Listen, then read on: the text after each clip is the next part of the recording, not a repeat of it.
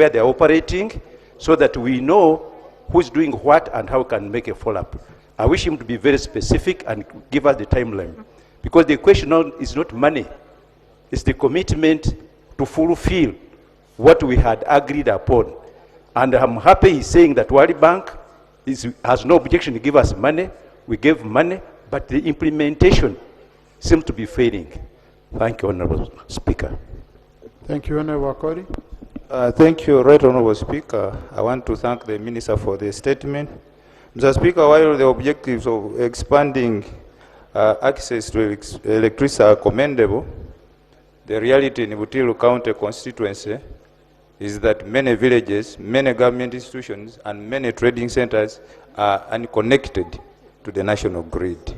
Mr. Speaker, Article 8A of our Constitution requires that Uganda is governed on principles of equity, social justice, and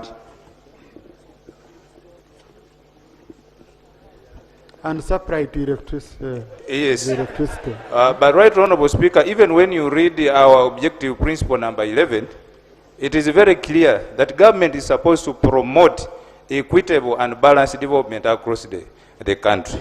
Right Honorable Speaker, you have just guided that some of us need to write, but we have been writing to this same ministry, but nothing happens. We wouldn't be coming on the floor of Parliament here to raise such issues. Right Honorable Speaker, my people of Butilu continue paying taxes, and we know that this is a loan acquired from World Bank.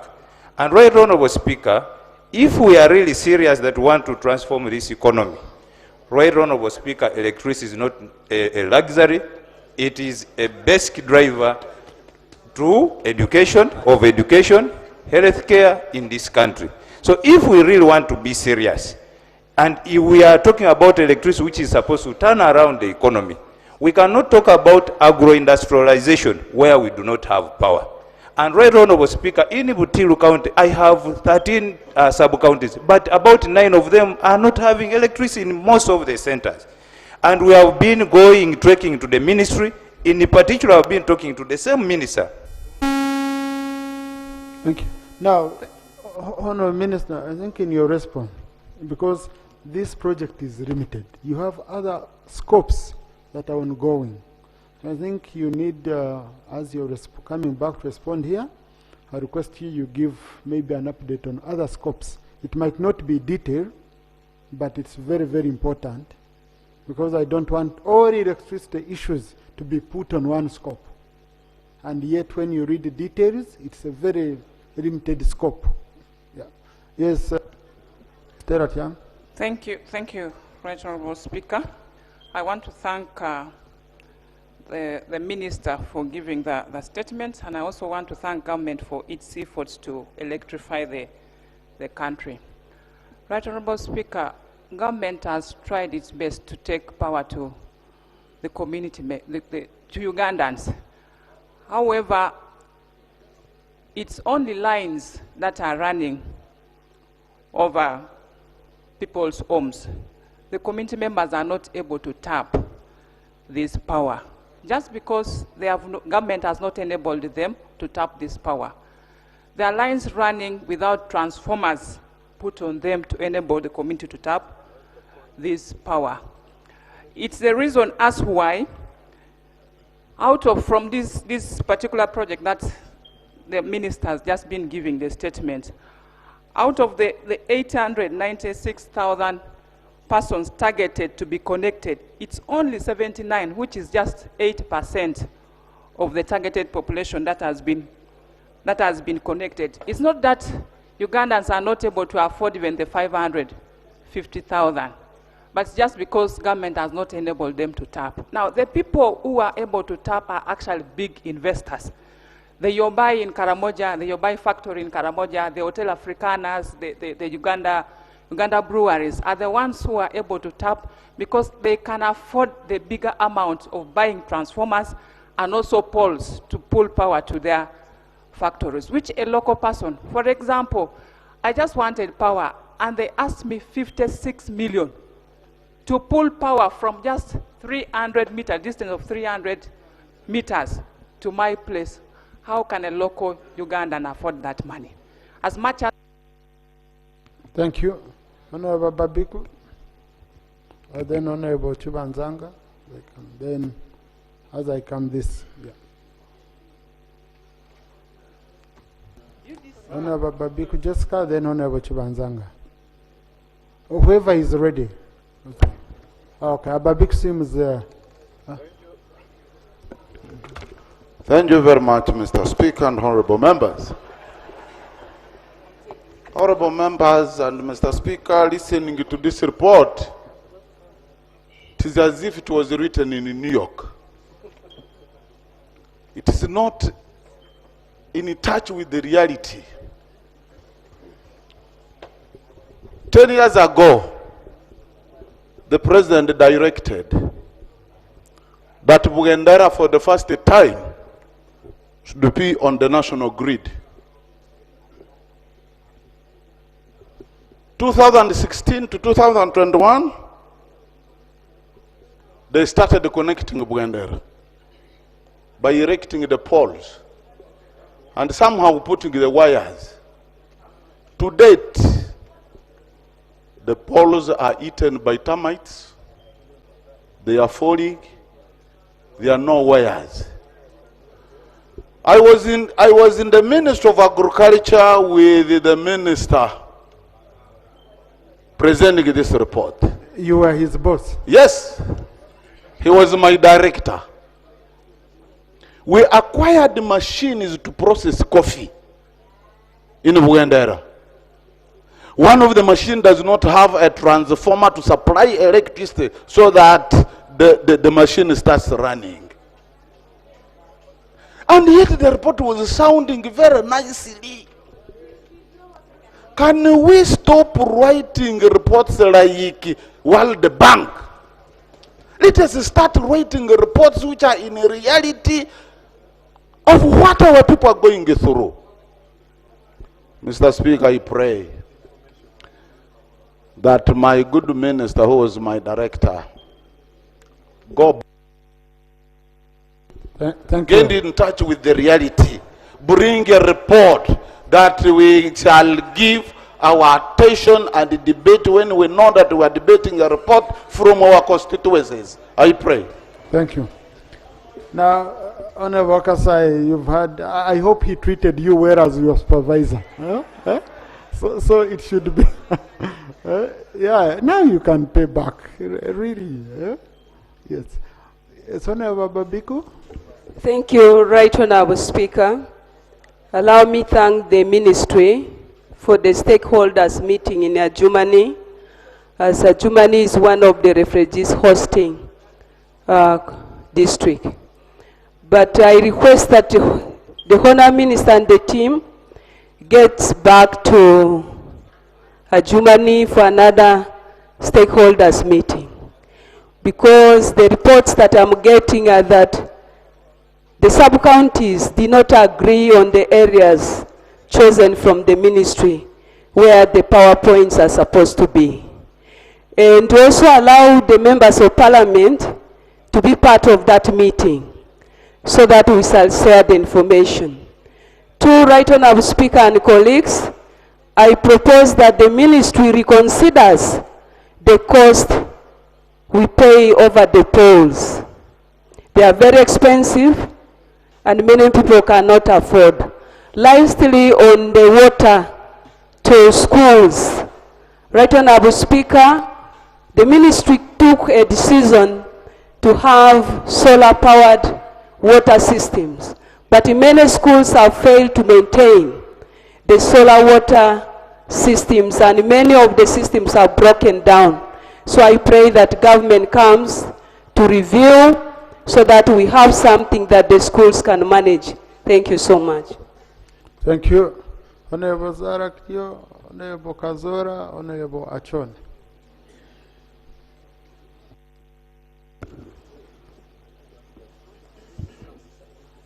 Yes, Honorable Sarakitio.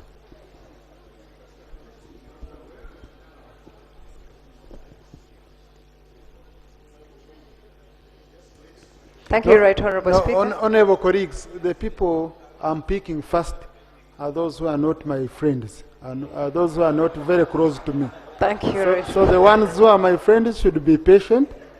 You're the ones I'll be coming to. So unless you want to say you're not my good friend. So you are very close to me, just wait a bit. I first pick those who are not very close to me. Now everyone is fighting to be close to me.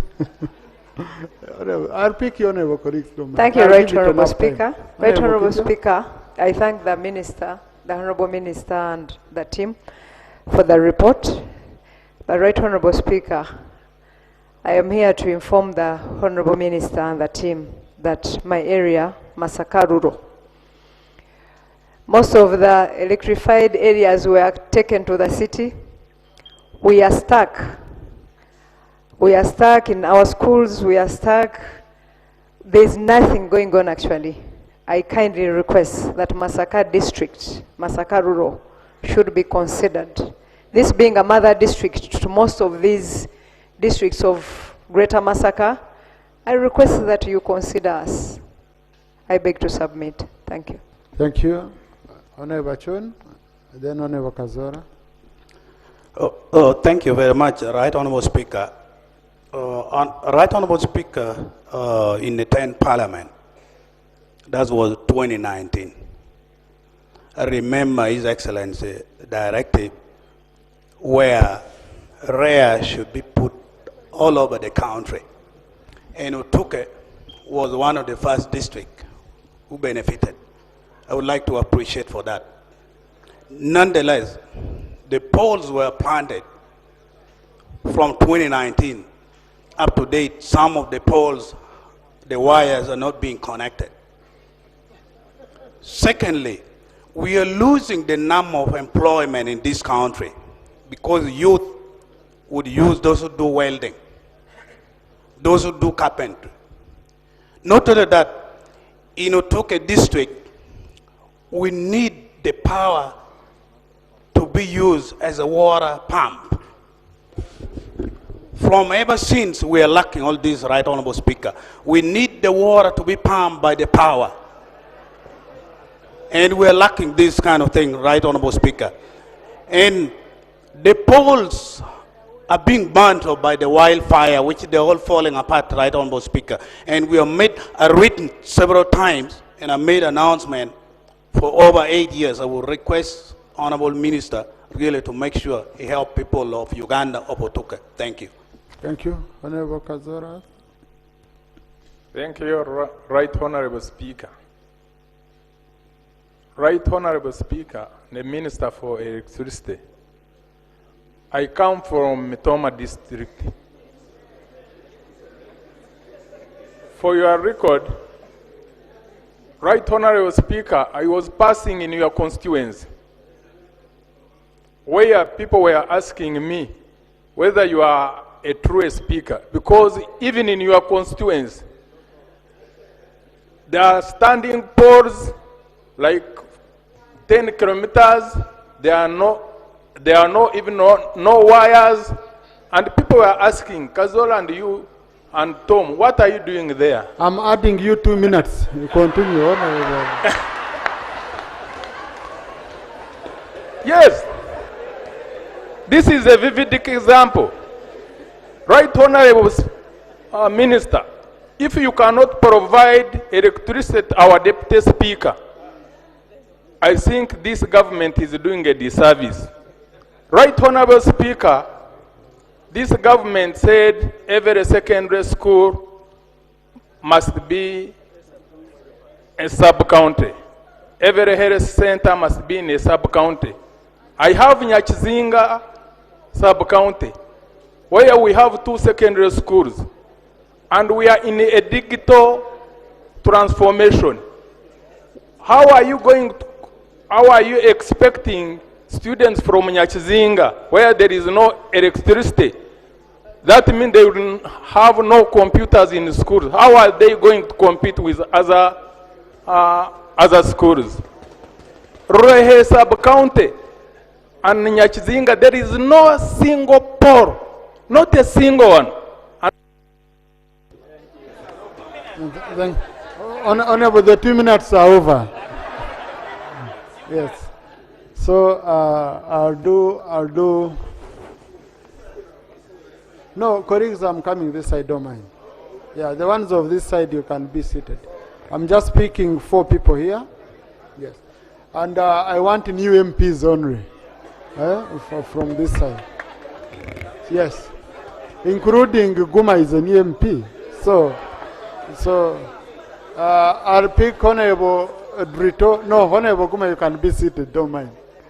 Oh, anyway, let our elder be given a chance. Okay? Our elder Guma, you can go on. I'll add on Honorable Drito. Okay? No, when I come back, I'll pick the old MPs. So now I'm giving a chance to the new one. I pick Namaingo, Honorable Hope, and and General Ashande. Okay? But I'm going to give you enough time, colleagues. Yeah, this is a critical statement. It would rather flow into State of the Nation, but you get a chance to speak on electricity issues. Yeah. Honorable Guma. Mr. Right Honorable Speaker, I'm retired Major Guma, Ivanda North constituency. Just very briefly, I wanted to serve the Honorable Minister by advising him to convince the President and the Cabinet to borrow, I sit on the Committee of National Economy, to borrow more money and have power in this country. Instead of borrowing for defective projects, we should borrow money for projects that have economic sense. So convince the Chief Executive, who is the President, and Cabinet and your colleagues, so that we can have power. The honorable member from Otuke in Rango Sub-District, I was talking of poles without wires. I have a similar situation. So when you see members standing up, Honorable Minister, the problem is that you are having a conversation with Honorable Lydia Wanyoto. You are not listening. The problem of power requires a lot of money, so go and borrow more money and we support. Namaingo, then Honorable Drito. Thank you so much, Right Honorable Speaker. My name is Mukisa Robina Hope, Woman Member of Parliament representing Namaingo District. Right Honorable Speaker, I want to thank the Honorable Minister for the report, but the truth is the report given on this floor of Parliament is totally different with what is on the ground. When you come to Namaingo District, in most of my sub-counties, we only see electrical poles, but my people do not have electricity. I heard Honorable Minister talking about hard-to-reach areas. Namaingo District is also among one of the hard-to-reach areas. So I kindly request that when you consider hard-to-reach areas, kindly let Namaingo District also be put into consideration. I beg to submit. Thank you so much. Now, before Honorable Drito comes on, Honorable Minister, just 2 minutes. There's something I would need you to clarify and guide. Because you see, we are condemning your report, okay? And we are attributing all electricity issues to this report. Do you have other projects that are ongoing? So that when the MPs are looking, because we are going to look at the report and we condemn it in total, and yet you have other projects that are ongoing. Honorable Minister? And then we can continue with the debate after. Right Honorable Speaker, this one is a little project, and the questions which are being asked can be answered by different other projects. If you looked at this one, it is mainly about the last mile connections. One pole or no pole, where we want to take more than 1 million connections to be made. This is where the meters are going to be provided. One pole or no pole. Secondly, this one is for little expansion, limited expansion. And that expansion is going to be addressing mainly the institutions of government, schools, health centers, which is a priority to all of us. And then there is an element of off-grid, solar systems. But there are a number of other projects. There is a government of Uganda funded projects, which are for rural electrification. We are packaging another project which is going to address... Point of order, Honorable Secretary. Thank you very much, Speaker. Right Honorable Speaker, in the report, the Minister said that there are incidents where he needs over 40 billion to compensate the project affected persons. And in his explanation, he's saying this project is addressing 1 or 2 poles to connect the households. Is he in order to ask for 40 billion to compensate project affected persons and at the same time contradict himself and say this is a project that is intended to connect only people that need 1 or 2 poles? Thank you. Right, Honorable Speaker, I've got to... Honorable, they put you on order and now you're violating the rules.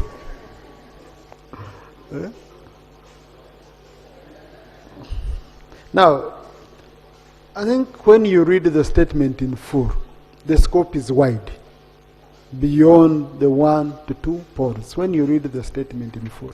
And I would want to hold the Minister accountable onto his statement than an explanation he's just making. Okay?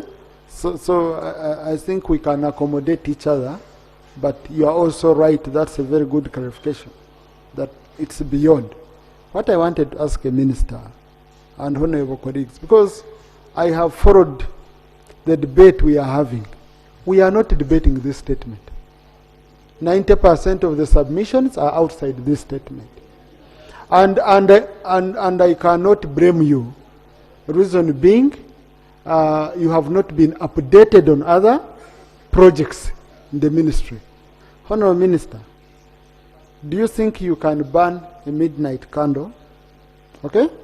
Today, you expand this statement beyond the scope of this so that you give us an update on all projects, and then tomorrow I give you 2 hours of debate when colleagues are updated on all projects, because it's just an update. Otherwise, no, listen, colleagues, because the debating we are having is not on the statement, it's outside the statement. No, Honorable, I know, but the issues we are raising are out. No, if we had on a debate statement, I'm going to favor those who were here, who have followed up, but I have colleagues of the 12th Parliament. I don't want a debate that is favoring only old MPs. I want the new MPs to be on board with regard to this matter of electricity. Honourable Minister, do you think it would work? I just need to hear from the Minister. Let me first hear from the Minister. I've just asked him. If he can update it, and then tomorrow we do 2 hours of debate. First thing, from 2 to 4 p.m. Honourable Minister. Right, Honorable Speaker. I have a commitment tomorrow also with the Environment and Natural Resources. No, that's a committee of Parliament. Okay. I direct it not to disturb you. They can postpone their business. To bring the MPs, especially the new ones, to speed with everybody else, I'm going to produce a comprehensive report of electrification of the country, all the projects. I'll be talking about what are the completed projects, which are planned projects, which are the ongoing. And that will bring the MPs to the same level with the others. But, right, Honorable Speaker, that's a big task. I've done it in the previous Parliament, where I actually take the MPs by zones. I take those for example, Karamoja alone, and each one will come with the projects which are completed in their districts, projects which are going on. Honourable Minister, yes. I'm asking you about your own records, not MPs to do research for you. No, okay? no. I'm saying what I need, what I'm requesting you to see if you can help to do it. Okay? It's simple. We have government of Uganda financing. You have certain ongoing loans. I'm saying, can you package all together, okay? And you come update. If not tomorrow, if you feel tomorrow is not possible, you can tell me Tuesday, okay? But so that it guides me. Right Honorable Speaker, I commit myself to undertake the assignment, but deliver it on Tuesday next week. Okay, thank you. So, honorable colleagues, now I want to guide. I want the debate to be limited to this. Let us continue with the debate, but when it is only limited to this statement. Procedure, Honorable Kefa.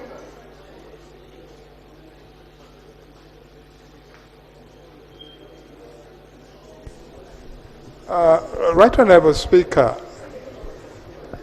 as you are very well aware, there was a very big project.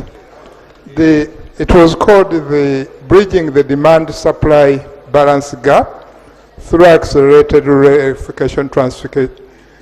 Electrification. That's the project that planted trees planted electric poles around the country, and the work on those were never completed.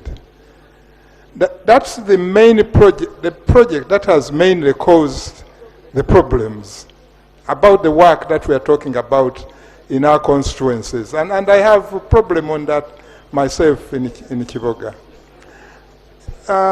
I'm just surprised that that project has been declared complete. Isn't it procedurally correct, Honorable Speaker, Right Honorable Speaker, that we get a separate report on that project? Because it was supposed to achieve a lot of things, and wouldn't be where we are when everything was implemented according to that project. Thank you. Yeah, but Honorable, it's among the projects which will be reported on Tuesday. Okay? Now, colleagues, why I'm raising this matter, your own rules, Rule 74, Sub-Rule 1, on content of speech. The content of speech must be the subject matter. Okay? So now, the subject matter we are having here now is electricity access scale-up project. Not electricity access scale-up. There's the word project. So your submission must be limited within a project. Okay? So now, if you speak outside the project, please, I'm going to be declaring that you're out of order. Honorable Koza, procedure. Thank you, Right Honorable Speaker. I thought you had guided this House very well, because the report which we are discussing, its content is not comprehensive. Because what touches the energy sector, it must be comprehensive. When you start with the projects, it does not give a real ground where people are wanting for electricity and solve a problem. When you take a SWOT analysis of Uganda electricity rural electrification, where it stopped, 80% it had completed sub-county areas. But now the insecurity on those connections, the vandalization, everything, I thought that we are going to get it in that report on Tuesday, so that we debate the whole sector as the energy and know where there are gaps. Are we procedurally correct to go back again to report this few contents within the energy sector? Honorable Lop, I just want to get the convergence of minds. Colleagues, you see, it's not good to rush to speak when you're not going to conclude. You can come here, you speak, you get a video you share with your constituents, but they wait for results. Zero. At the end of the day, it will be results. So these issues are joined at the hip. They are close, they are cousins, they are twins. So I don't know, it will be very difficult for you to debate without touching into Because a project feeds into another. So, Rob, I really need your guidance. Can't we merge this report with the one of Tuesday? And we have a comprehensive debate. Okay? But Honorable Minister, I would need the report by Monday. Okay? So that I upload it on the members' platform. They are able to read, cross-check with their constituents, and see that their issues are well captured. Because it is usually heavy. Rob. Thank you, Right Honorable Speaker. Right Honorable Speaker, ordinarily I would see no harm in us being equipped with the information to facilitate the debate. But what I want the Honorable Minister to appreciate, that actually we are talking about a loan. And maybe as he returns, Dr. General did an audit on this project. And the facts you give in your statement actually contradict what is in the report. And maybe what I also need to remind him as he returns, that we are paying money on this loan because money was committed. And he also needs also to speak about the counterpart funding for the line, because however much we talk, when there's no money to clear the project affected person, we shall continue to make more losses. So you agree with my I agree with my you to the suggestion? extent that that will come, right on that the statement will come.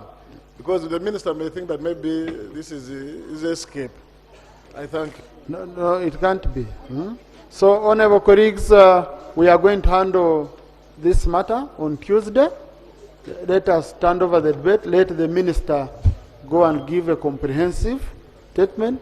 Because you see, on a project you cannot conclude alone on the floor without going to the committee, because the committee would now go into details, interact with the accounting officer, and all that. And this debate has no resolution on it. So, you get it. So it's better we get the update. After debating, we refer it to the committee. The committee digs much deeper, interacts with the technical people, and comes up with suggestions on recommendations, including accountability committees, now which will be looking into the performance. Honorable Fungaro, you're not happy at all. Today you came ready to talk. But you see why I'm not going to allow you. When I was making my guidance, I saw you packing your bags, you want to go. So I might give you an opportunity and you go. So I will allow you after 10 members have submitted. Be patient. I will allow you. I will allow you in the State of the Nation. No, we've already referred it to Tuesday. So it's, the record will still be there on Tuesday. But I request you be here with me. Okay? I request you be patient. You be here. So let's go to the next item. Colleagues, we've stood over this up to Tuesday. Item 4 on the order paper, presentation of a petition on the matter of failure to release students' transcripts and certificates by Ndeje University. It's Honorable Eunice Otuko.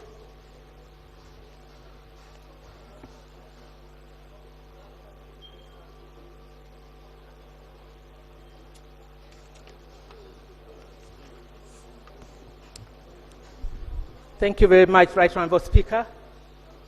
Right Honourable Speaker, I rise under Rule 31 of the Rules of Procedure to present a petition on behalf of Mrs. Tamali Okao, the petitioner present in the gallery, regarding the failure by Ndeje University to release students' transcripts and academic certificates, a matter affecting the educational and professional prospects of the affected students.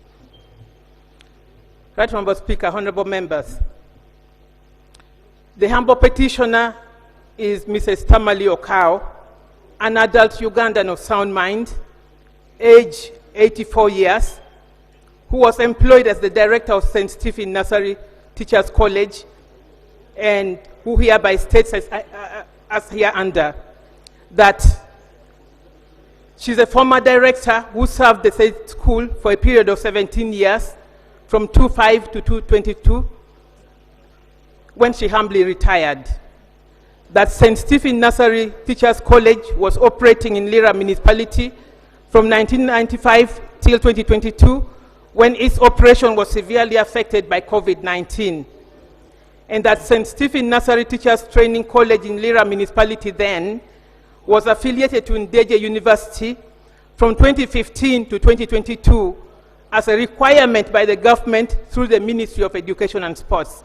And that in 2018, 18 students from Karamoja were enrolled under government sponsorship to undertake studies. That the expected remittances from government were never compensated to date, causing the institution to accrue unpaid dues with Ndejje University. That the petitioner on behalf of the institution cleared to zero balance. That the petitioner on behalf of the institution cleared to zero balance in May 2023 as a precondition set by the university for the release of the academic documents. That a total of 102 students who completed their courses in 2017, 2018, 2019, Honorable Speaker, 2020, 2021, and 2022 to date have not received their transcripts and certificates. That the institution has made numerous correspondences and engagements with the administration of Ndejje University since 2017 to date, but nothing has come of it, as seen in the annexures. That calls have been made to the National Council for Higher Education to intervene, but have yielded very little or no action from Ndejje University. That the 102 affected students have missed opportunities, lost jobs, and more due to failure to produce transcripts and certificates as proof of completion of studies. The petitioner's prayer, Right Honorable Speaker. That Parliament prevails over Ndejje University to ensure that the students' academic documents are released without further delay for them to pursue other opportunities. And that the issue is brought to closure since all the dues were fully paid, which was their precondition for the release. That Parliament ensures that a team is set up to inquire into other students suffering in silence and may have been deprived of their academic documents. And that the Minister of Education and other education regulatory bodies establish working mechanisms to handle such issues conclusively at the regulatory level with a clear escalation matrix and responsibility centers for accountability and support of students, learners, parents, and affiliated institutions. And finally, Right Honorable Speaker, that government reimburses the amount of money spent by the petitioner to clear dues of the 18 government-enrolled students from Karamaja that undertook the courses to its completion. These are the prayers, Right Honorable Speaker, for the petitioner. And I respectfully beg to lay the petition on the table for this House for your due consideration, Right Honorable Speaker. Thank you. Thank you. Thank you, Honorable. Colleagues, I'm invoking Rule 31, Sub-Rule 7 of our Rules of Procedure, where, in the opinion of the Speaker or presiding officer, sees who can quickly handle the matter, whether it's a committee, whether it's a minister. And I want to refer it to the minister, not to the committee, because the minister can take quick action and report back to this House on Wednesday. Honorable Minister, I don't know whether you're comfortable with that, or I send it to the Committee on Education. Thank you very much, Right Honorable Speaker. I entirely agree with the position you've guided, and I also want to call upon most of our people who might be having the same problem that the Ministry of Education and Sports is open. We welcome you to bring such petitions or such cases for us to handle so that you can get justice. Right Honorable Speaker, for the record, this morning I was in the Committee of Education and Sports to follow up almost a similar matter. On the matter of Chambogo University, there was also a petition. Aniston Cook University, on the same matter, which again, I have asked the committee that we will handle these matters by Tuesday within the time frame you've guided. So I will bring a statement. And I also want to urge my colleague, how I wish I had this information early enough, I would have come with an answer here. But I pledge that I will be able to handle this expeditiously. Thank you. Thank you. Colleagues, in the public gallery this afternoon, we have Ms. Tamari Okao former director of St. Stephen Nursery Teachers College. She's accompanied by Miss Amongi Mary. They've come to observe proceedings of this house. Please join me in welcoming them. Thank you. Also, in the public gallery again, we have Sister Stella Kayunyuzi from Banya Teresa Sisters under the Fort Portal Diocese in Kabaro District. She has come to observe proceedings of this house. Please join me in welcoming our sister. Thank you. Next item. Item 5, laying of papers, Parliamentary Pension Scheme by annual report for the period ended December 31st, 2025. Commissioner.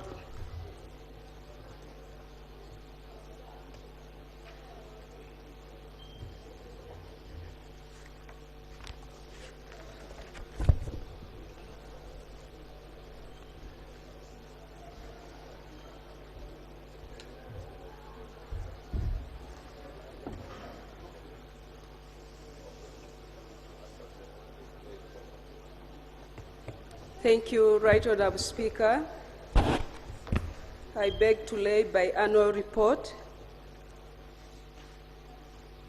for the period ended December 31st, 2025 of Parliamentary Pension Scheme. I beg to lay. Thank you, colleagues. This report is for information purposes. I ask the clerk to upload it onto our platform so that, colleagues, you can read through and you follow up on the status of your pension.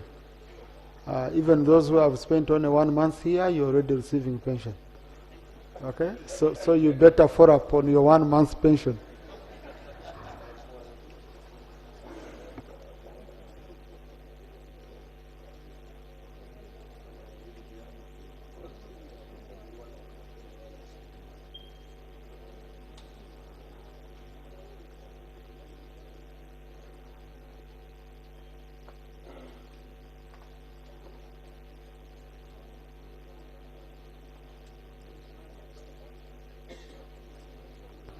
Oh, sorry, I'm being guided by the clerk, colleagues, because I had followed the rules, and I think this is why we need to update the rules early.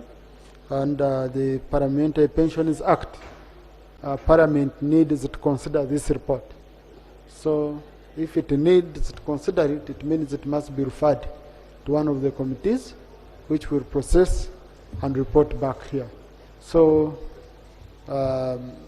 I review my area guidance, and therefore I refer the report to the Committee on Legal and Parliamentary Affairs for consideration and reporting back within 45 days. Thank you, clerk. Next item. Item 6 on the other paper, motion for a resolution of Parliament to express gratitude to His Excellency the President of the Republic of Uganda, Yoweri Kaguta Museveni, for the clear and precise exposition of government policy contained in the State of the Nation Address to Parliament of Uganda on 4th June 2026. Debate ensues. Thank you. Now, honorable colleagues, like we guided earlier, this will go on. We are being interrupted with many issues that are coming up, but which are also important and keeping the House lively and of serious concern. So if you know you've already submitted on this motion, I request, because I might not be having a record, okay, but I request you don't submit again. That's very clear. Number 2, once again, it is 3 minutes, okay, 3 minutes for each member, and it's a maiden speech for this House. So I have 69 members who have already submitted. So it's a maiden speech, no interruption. You allow a member to speak without any interruption. And it's good manners also to remain here and we listen to that member, because one day you'll be speaking and you'll need to be listened to. Okay? And I'm noting down, some colleagues stand up many times and they don't see me picking them. I have very many reasons I consider if you come here and you spend 30 minutes, 1 hour, and you go, and you do it very often, I take note. So, and then you come, you want to speak fast. So I wait for you. I see if you can speak around 8 p.m. I'll find ways also of giving silent punishment. So if you know that you're about to go, okay, you know, I might take note. If you're going to leave this house, you should notify the presiding officer why you are going away. For example, Honorable Fungaru, their group has a meeting with the Right Honorable Prime Minister. That's why they went.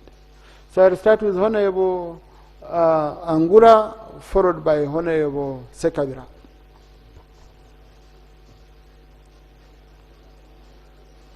Thank you very much. Government Chief Whip, if you have a list of your people, you can share with me if you have a list.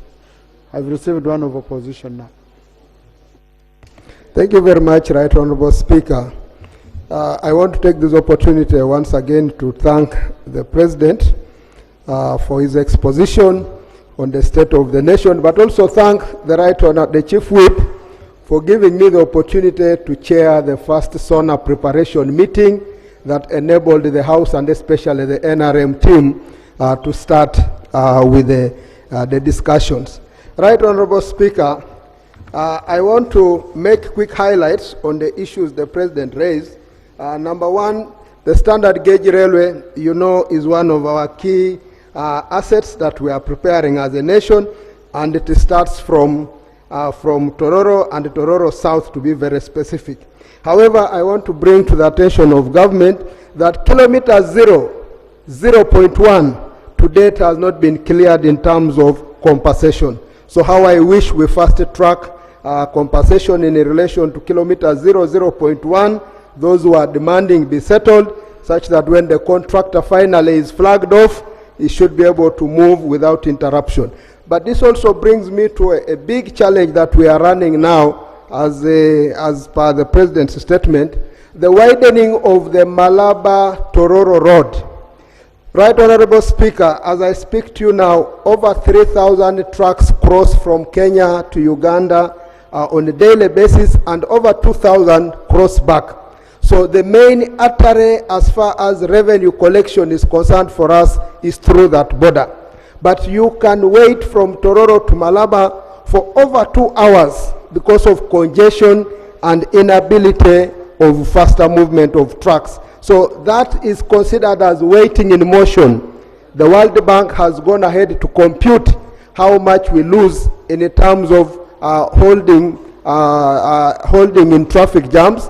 It is to a tune of about $800 million is what we lose in terms of waiting in motion, that is jam within the borders but also within the country. So we must fast track that, but also separate the movement of cargo from the border. Fast track the northern bypass corridor through Malaba, Apokore, Kwapa to Magodes, so that the northern corridor traffic can exit through the other side, and the southern corridor traffic can come towards the old road. Right Honorable Speaker, the President also talked about our role in supporting him to see to it that the 1 billion shillings as the affirmative road fund given to our districts is increased. The President actually said that it is 3 billion that is being given to the districts. What I know is... Thank you. Chair, you can conclude being... Thank you very much. It is 1 billion that we receive in the districts, and some districts have received 2 billion shillings. But now the President said that he has a record of 3 billion shillings. And as Parliament, we can come here and look at any consideration to revise that amount. We badly need that amount to be revised.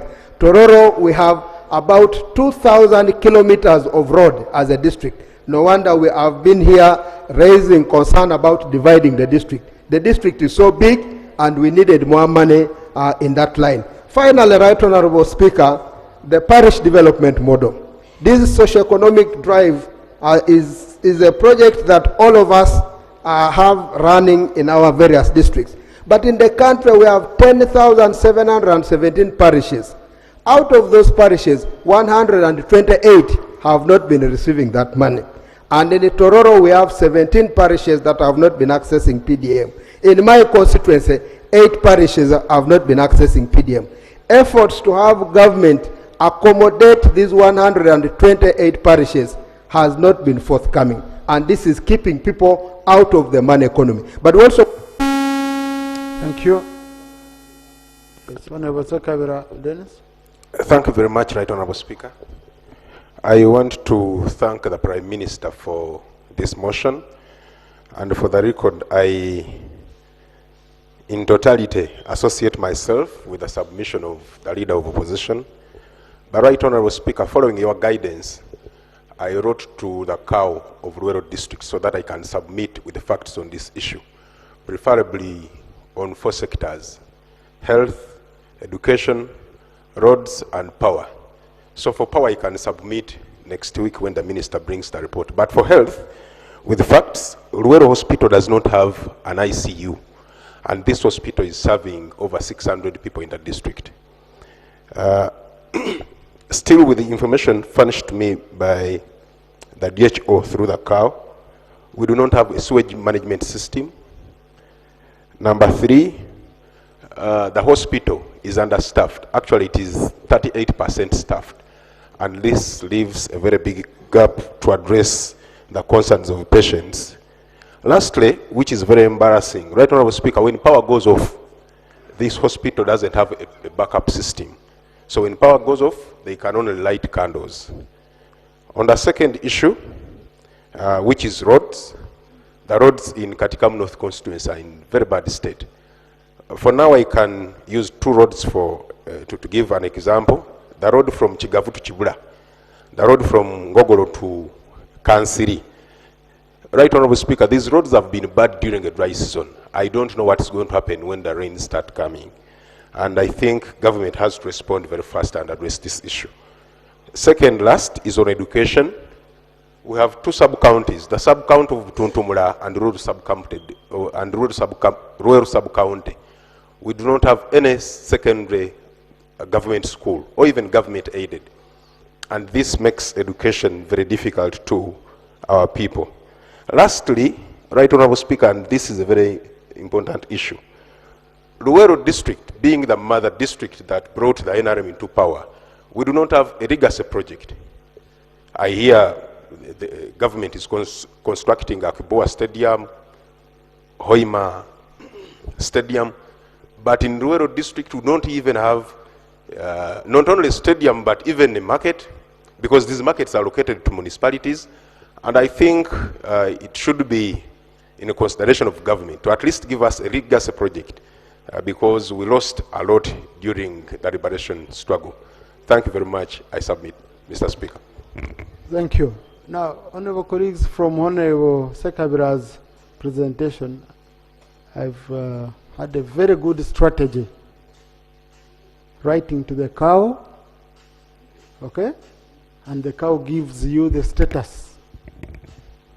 The status of your district, how you are doing. It becomes much easier. Thank you for that. And I would urge colleagues to always cross-check with their COWs. So Honorable Pachuto, Honorable Rogers, Piamukama, Honorable Nakut Face, Honorable Robin Arwakojo. Thank you, Right Honorable Speaker, for giving me opportunity. Right Honorable Speaker, I want to thank our visionary President on updating the country on the state of the economy.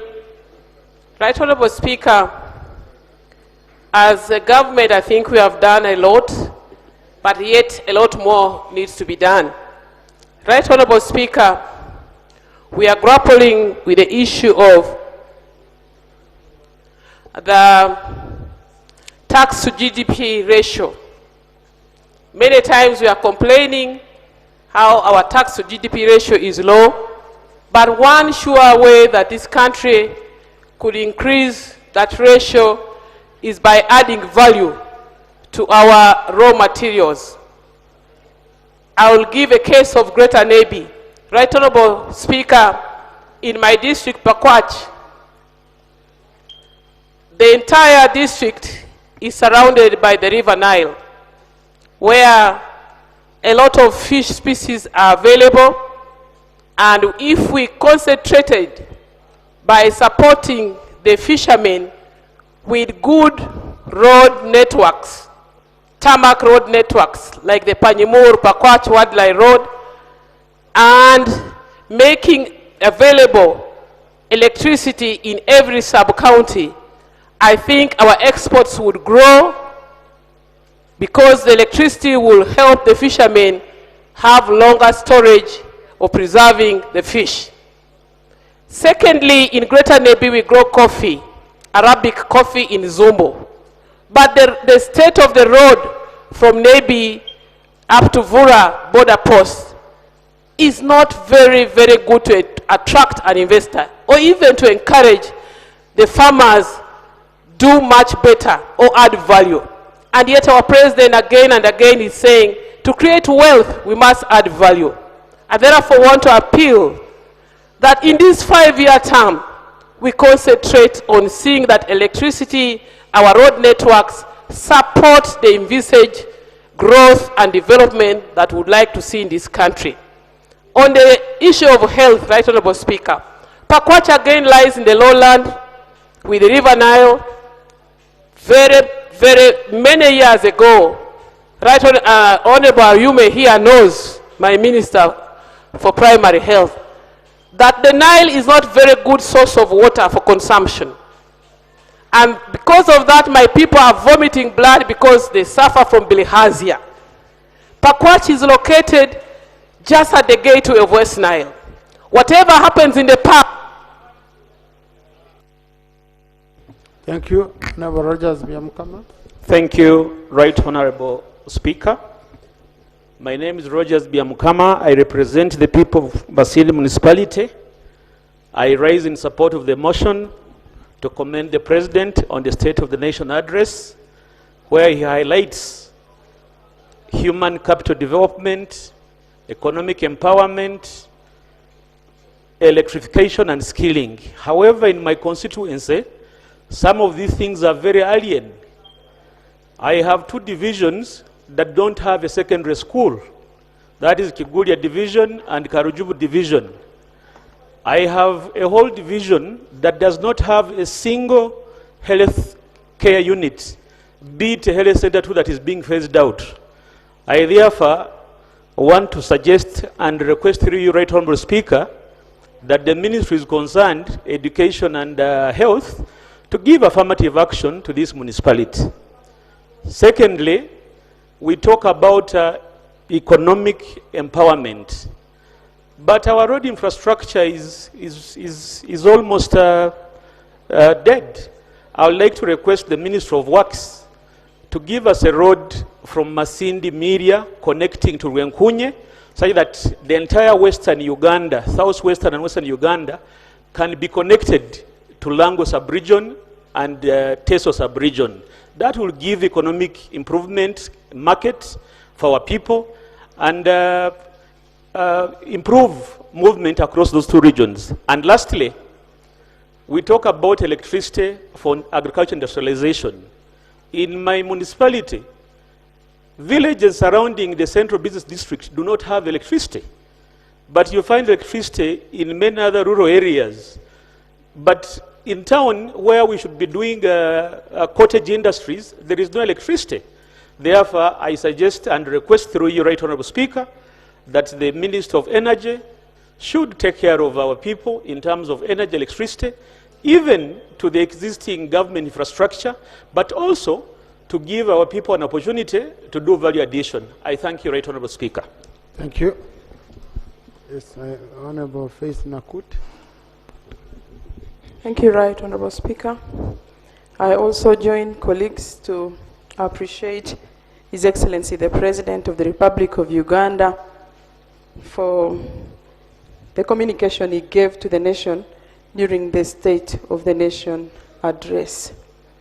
In that communication, he communicated content that was similar to the one he communicated at his swearing-in ceremony.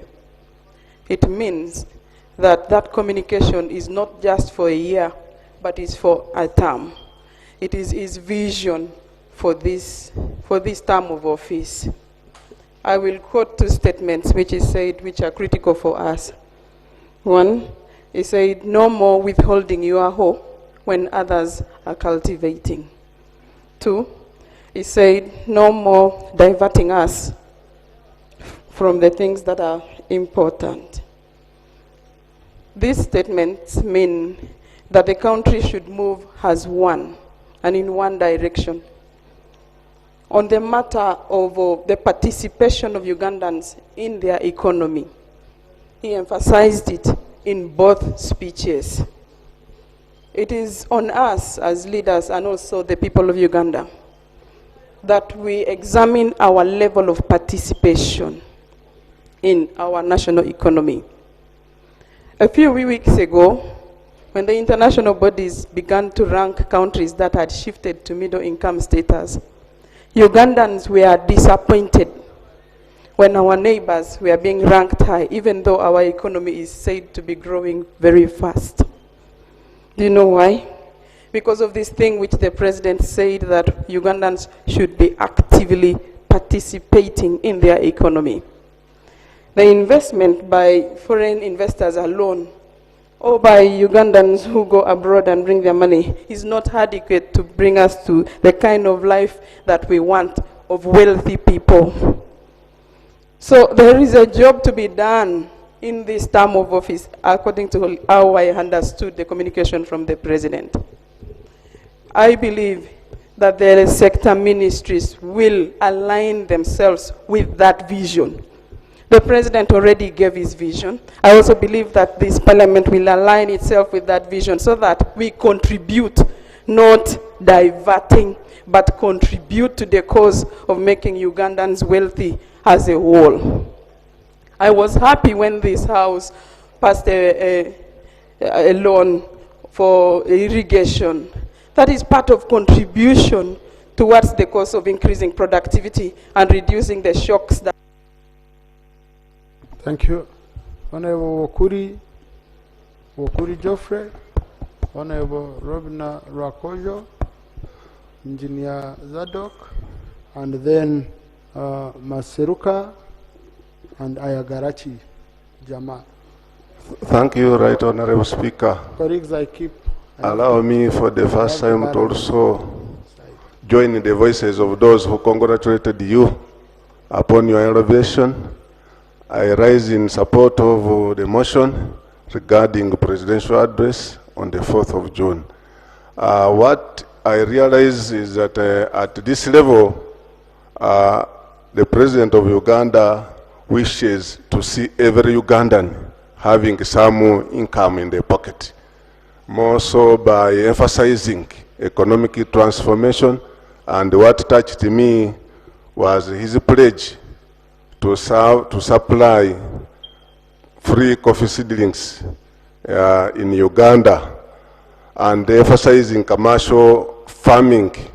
But Right Honorable Speaker,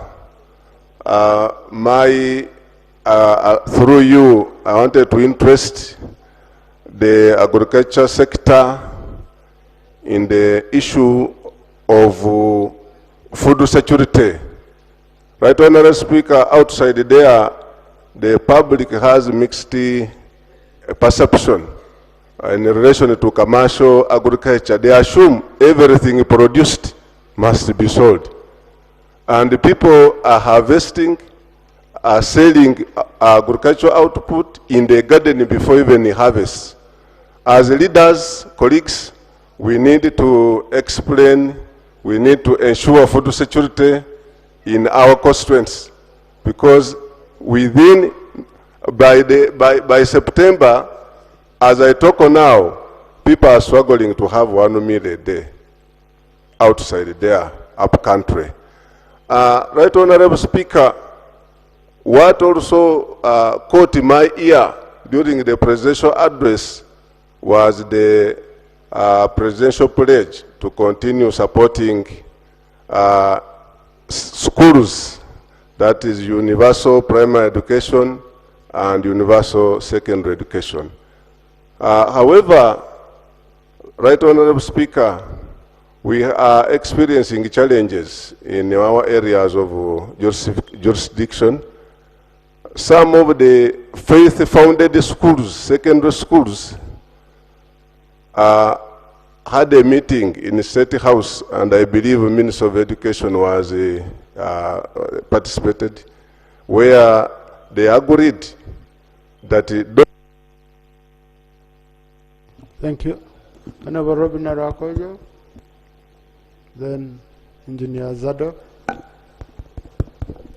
then Honorable Maseruka, and Honorable Yagarachi. Thank you, Right Honorable Speaker, for the opportunity. I would like to congratulate you. I've spoken before, but I hadn't said it, but I genuinely congratulate you upon your reappointment. I want to support the motion for a resolution of Parliament to express gratitude to His Excellency the President of the Republic of Uganda for the clear and precise exposition of government policy contained in the State of the Nation address to Parliament that was given on the 4th of June. In my constituency, we have part of the National Herd, which really is contained in the cattle corridor and in other areas. We are threatened by foot and mouth disease.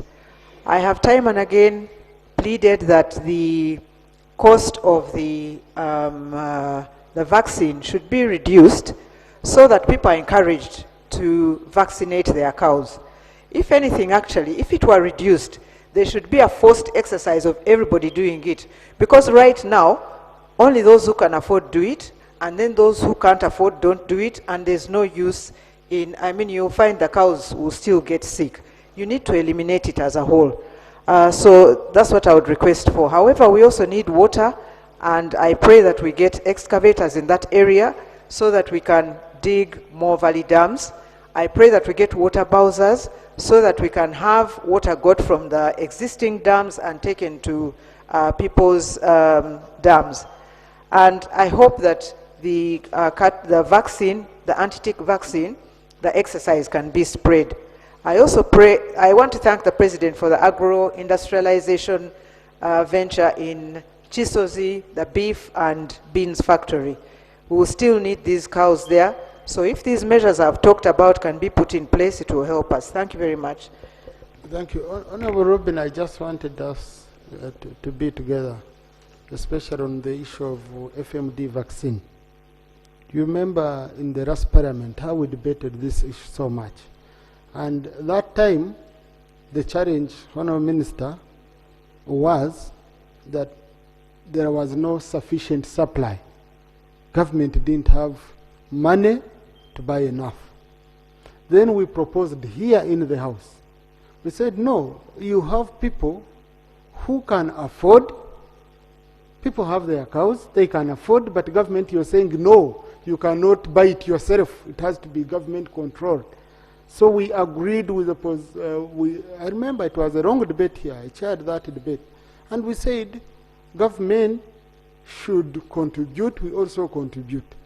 So now I don't know how we are going to handle the issue of those who are not able to afford at all, okay? Or those who are constrained, because you see you can have a product, but you're constrained, in economics what we call constrained demand. You're constrained by the price. Yeah? So I don't know, Honorable Robin, the challenge you're facing, and how we can handle that. Thank you, Right Honorable Speaker. There are people who can afford, although it's a strain on them. But honestly, there are those who can't. Because, you know, you're buying your own vaccines, you're buying your own acaricide and all that, and many times people find fake products on the market.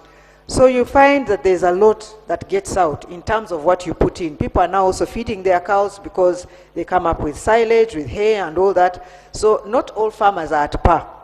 There are some who are better off than others and could afford, but many of them cannot.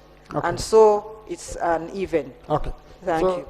I will propose for the Minister of Agriculture to meet with MPs from the cattle corridor. Even as Wachig, of course, we have cows, but you find I have one. And Honorable Kafuza has 1,000. So Kafuz will represent me in covering 1,000. Honorable Doug and people who own, you know. I think, Honorable Minister, you do it that way. You meet with the Cattle Corridor MPs.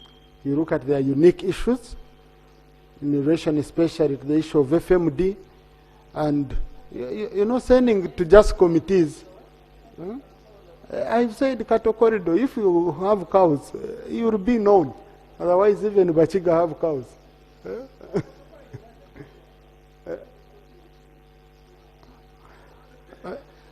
Honourable Minister, you wanted to say, Honourable Pachuto, you have fish on your side. I came over. You only brought me issues of fishing. You never brought issues of cows. Maybe let's listen to Honourable Pachuto. Thank you, Right Honourable Honourable Minister, just a minute. Honourable Pachuto. Thank you very much, Right Honourable Speaker. Right Honourable Speaker, I thank you that you've taken up this matter and you're asking the Minister to address it. But I think limiting it to the MPs from cattle corridors only is not very much welcome. Because, Right Honourable Speaker, the President is encouraging us to go into money economy. The Ministry of Agriculture is not just about crop production. It's about animal production. It's about fisheries. The government over the years has been supplying seeds. It has been giving Ugandans hose. So let them also support the people in animal production and fisheries as well. Pachuto, don't divert me. You were here when we had this debate. You see, when FMD comes, they don't allow movement of cattle anywhere. You will find you will not have any beef in this country. You will start importing from Brazil. You will have no milk. You will have a crisis. Okay? I don't know any disease that can support, that can stop sale of fish. I've not had one that, you know. So what I'm talking about is, it's a very unique situation. But that has not stopped us from having interventions for other areas. We've been here. We've been very fair. And this catches Karamoja, it goes Teso. It's only the Bachiga who are disenfranchised in this area. But the rest seem to be having. So Honourable Minister.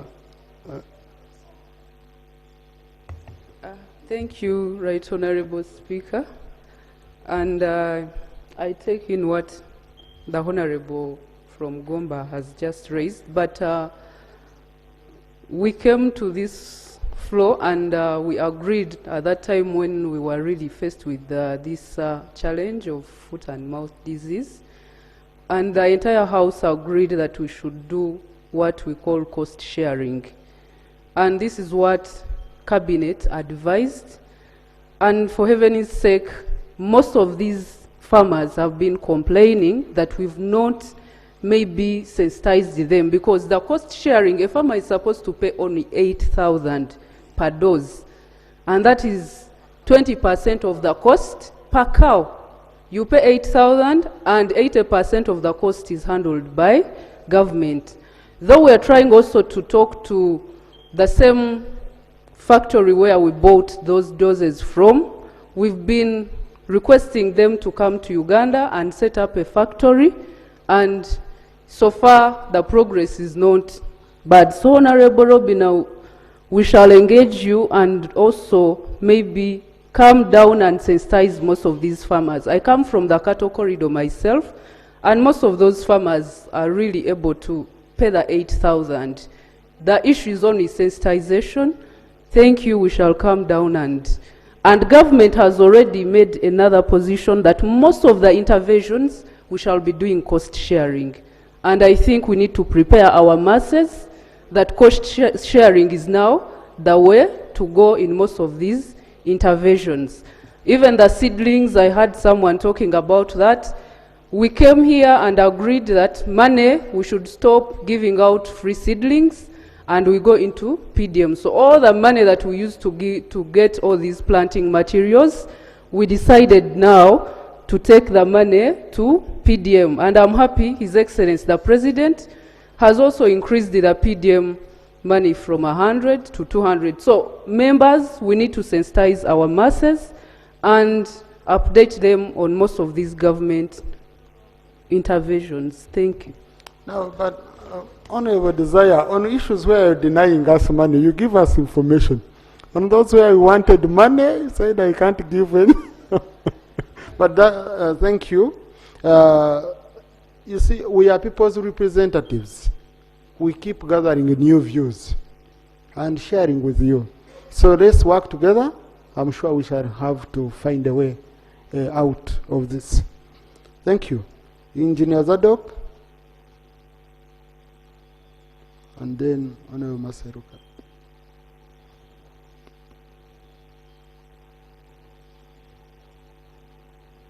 Now, Honorable Ministers, I will request you and I want to thank those who are here.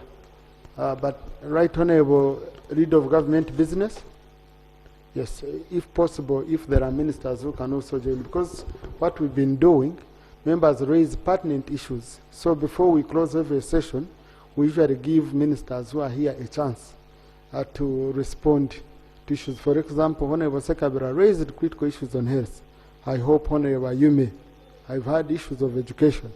You know, Minister of Finance, for your general, we need money. That's what we need from you mostly. So I request you be patient here. At the end, I'll give you a chance. You respond to some of the issues that are to do with your sectors. Thank you.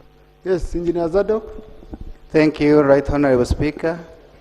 Mutekanga Zadok is my name, and I'm a member of Parliament for Buhweju County. I attended SONA for the first time as a member of Parliament, and I was impressed by a number of issues raised by the President, and one of them was the mobilization skills he used to mobilize his people from nomadism to the money economy. And that one made me recall of a few people from my area, Karung Sub-County, who managed and mobilized and built a school using poles and mud. And later that school was taken up by the government as a seed school, and nothing has been added on. It is just a seed school. As a seed school or a government-aided school? A seed school. Seed school. It started as a private, yeah, and it ended up in the government as a seed school. No, but it has never been built into the status of. Just let me make it very easy for you. A seed school, the government plants a seed, meaning there was nothing. Okay? So those are government-aided schools. So seed school, we give you a new school, and the budget passes here, and the project is, everything is always here. Okay? So it should be government-aided, but you can cross-check tomorrow, and please you get back. But our record, I'm just giving this for the record. But nevertheless, they should be helped and supported since it's a government school. You can go on, you still have your... Yes, thank you, Right Honorable Speaker. Because as I speak, those poles and the mud are falling on students, and the government has done nothing much on helping those students. Secondly, Buhweju is one of the districts that helped our freedom fighters by then in training and feeding and so on. Buhweju is one of the districts with a number of tourism sites. Buhweju is one of the districts with gold mines, but Buhweju is one of the districts that has never had a chance of seeing a Tamaka road. Buhweju is one of the districts that electricity covers around 20%, 80% is in darkness, and some of us, even we saw electricity after coming this side, so we need really a help for those people to see electricity. And lastly, it is also unfortunate that the people of Buhweju in most areas, they are not covered by network. And when we talk of the money economy, in most cases here, things are done by internet and so on. But without network, I don't think that we can do much. So our prayer is that we can be helped with good roads, network, and schools, so that we can also move with the rest of the country. Thank you. I submit. Thank you, Honorable. Honorable Maseruka Robert, followed by Honorable Yagarachi. Thank you, Right Honorable Speaker. I would love to also make a comment. For purposes of record, Right Honorable Speaker, I'm the Shadow Minister for Youth and Children Affairs. I would love to respond on the State of the National Address, specifically focusing on the glaring structural omissions regarding the primary stakeholders of this country, who are the youth. Mr. Speaker, the President declared a definitive mantra of no more sleep. Rightfully condemned the cancer of corruption, yet when it comes to the youth, the prescriptions are unclear. Right Honorable Speaker, the biggest percentage of this country are youth, covering over 75%. But 51% of the youths of this country are under a format called the NEET.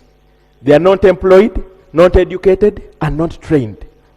And we feel the President needed to comment of, if we are to compete globally and internationally, how are we going to help the youth, rather than giving them political cushions, getting those that are in the ghettos and giving them some little money here and there, and musicians. Right Honorable Speaker, we feel as youths of this country that the President never mentioned anything relating to us. Secondly, Right Honorable Speaker, if we are to have no more sleep, this government must wake up to the structural crises facing the youth. We do not just need administrative funds injected into localized political structures. For example, the Myoga, Muvubuka, Werwaneko, and so on. We need aggressive policies for youth land leasing frameworks. Our youth do not want tokenism and scrums. Right Honorable Speaker, I'm passionate about speaking about the President's speech because I have been one. I know what it means. Right Honorable Speaker, Right Honorable Speaker, you see that you don't know, but I've been Girudi President of Makerere University. Right Honorable Speaker, when we are talking, Right Honorable Speaker, you know we say in Makerere, just like I've been there, that Makerere University is Uganda summarized. So when I get to the point of, the President speaks to give hope. We have our people of Mpunge sub-county. It is one of the sub-counties that are in Kampala Metropolitan. Since the creation of Adam and Eve, people are lucky here, they have been seeing poles. They have never seen light. There is no electricity. We have our people in Ikome. Colleagues, I think if we could follow protocol, the President deserves another minute. He is not at your level. He should speak for 4 minutes. Another minute for the President. Thank you, Right Honorable Speaker. We have islands of Kome and Damba. Right Honorable Speaker, the situation at those islands, the military and how they are treated, when people are taking their land, they needed to hear hope from the President. They needed to hear words of encouragement because their land is being taken, they can no longer fish. We have had an issue of the breeding area. Someone comes and says, all here is breeding area. No one is allowed to fish. That is the hope. That is the speech. That is the background to which we stand here. We feel the President needed to communicate to these hearts. Students can no longer have prep time, as you know, because they are studying from Mpunge, there is no light. The economy closes at 6 p.m. in the evening. Something needs to be done. We stand here, Right Honorable Speaker, and call upon the President to take care about the youths and also make sure we take this country, inject what is required as far as service delivery is concerned. Thank you so much, Right Honorable Speaker. Thank you. Yeah, but colleagues, sometimes I'm stuck. A president is calling upon another president. So I think some of the issues are presidential. They'll be handled at your level. Honorable Yagarachi, then Honorable Alobo Joan. Colleagues, I'm picking some few members also from the opposition because I have to balance. I'm on opposition side, then I do independent. So. Thank you, Honorable Speaker. Honorable Speaker, for the matters of records, I am Ayagalachi Jamal. I'm the Shadow Minister, Water and Environment.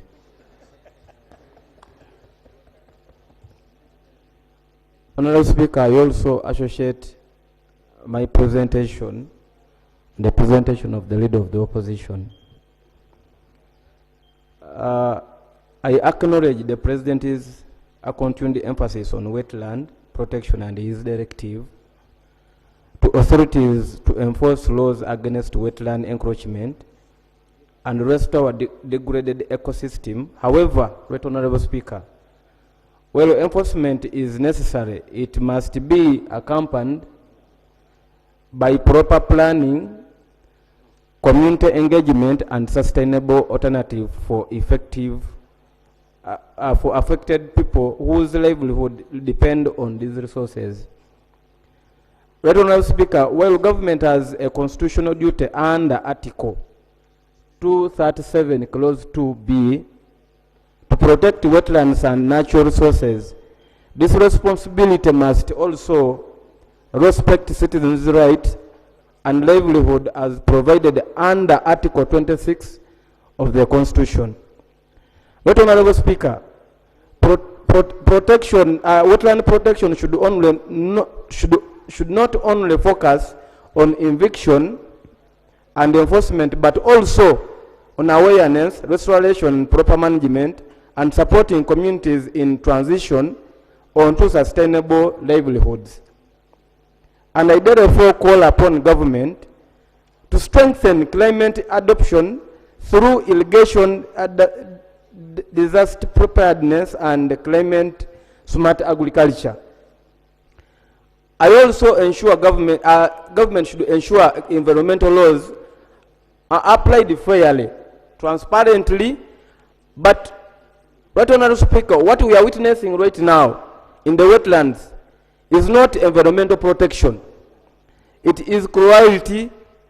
You find a mother's mother water house is demolished in 24 hours, Right Honorable Speaker. And our family becomes homeless. Yet in the same wetland, you find Starbucks station remain with government protection and consent. Right Honorable Speaker, protecting our environment must go hand in hand with protecting our people. Conservation will succeed when citizens are treated as partners in safeguarding our natural resources. Right. You are not a president. Honorable Speaker, Susan Arobo, please, you're not, you know, maybe Honor Maseruka can take you through the hurdles of becoming a president. Thank you, Right Honorable Speaker.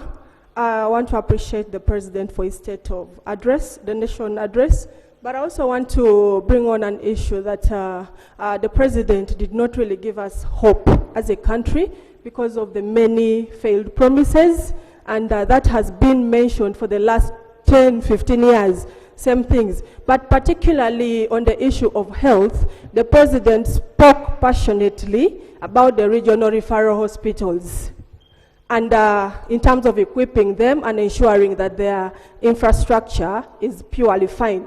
Now that the Minister of Health is here today, Right Honorable Speaker, we have raised the issue of Soroti Regional Referral Hospital, where we do not have a theater that is functioning. We do not have infrastructure for the male and the female. They are sharing one ward. There is no ward for the casualties. There is completely nothing in Soroti Regional Referral Hospital. It's more of a mortuary than a hospital. I would request that you as the Speaker request or order the Minister of Health to come with a comprehensive report of how they are planning to refurbish or rehabilitate Soroti Regional Referral Hospital, since they had said JICA had accepted to put a whole new face for Soroti Regional Referral Hospital. There is a lot missing. Right Honorable Speaker, the President also spoke passionately about boosting the economy of this country. But when we look at the boosting issue, the boosting bit of it, we look at industrialization as one of the boosters which can solve many issues like unemployment and many others. Soroti City has a full industrial park which is fully occupied, but there is no industry. Can we take it up and take into action that, so we get into Soroti and find out who is occupying this land at the industrial park, and yet there is no industry there's no investor that is showing up like coming to build any other industry.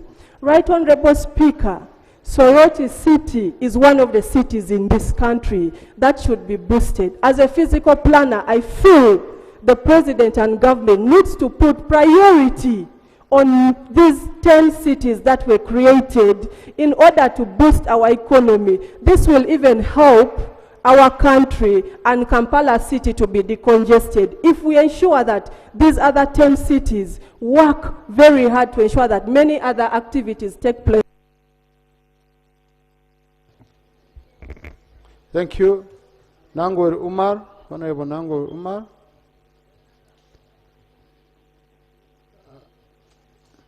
The independence,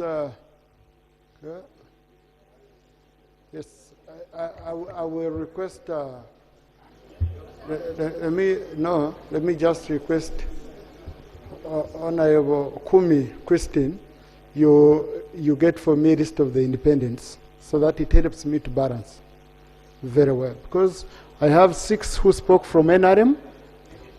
Listen, colleagues, listen.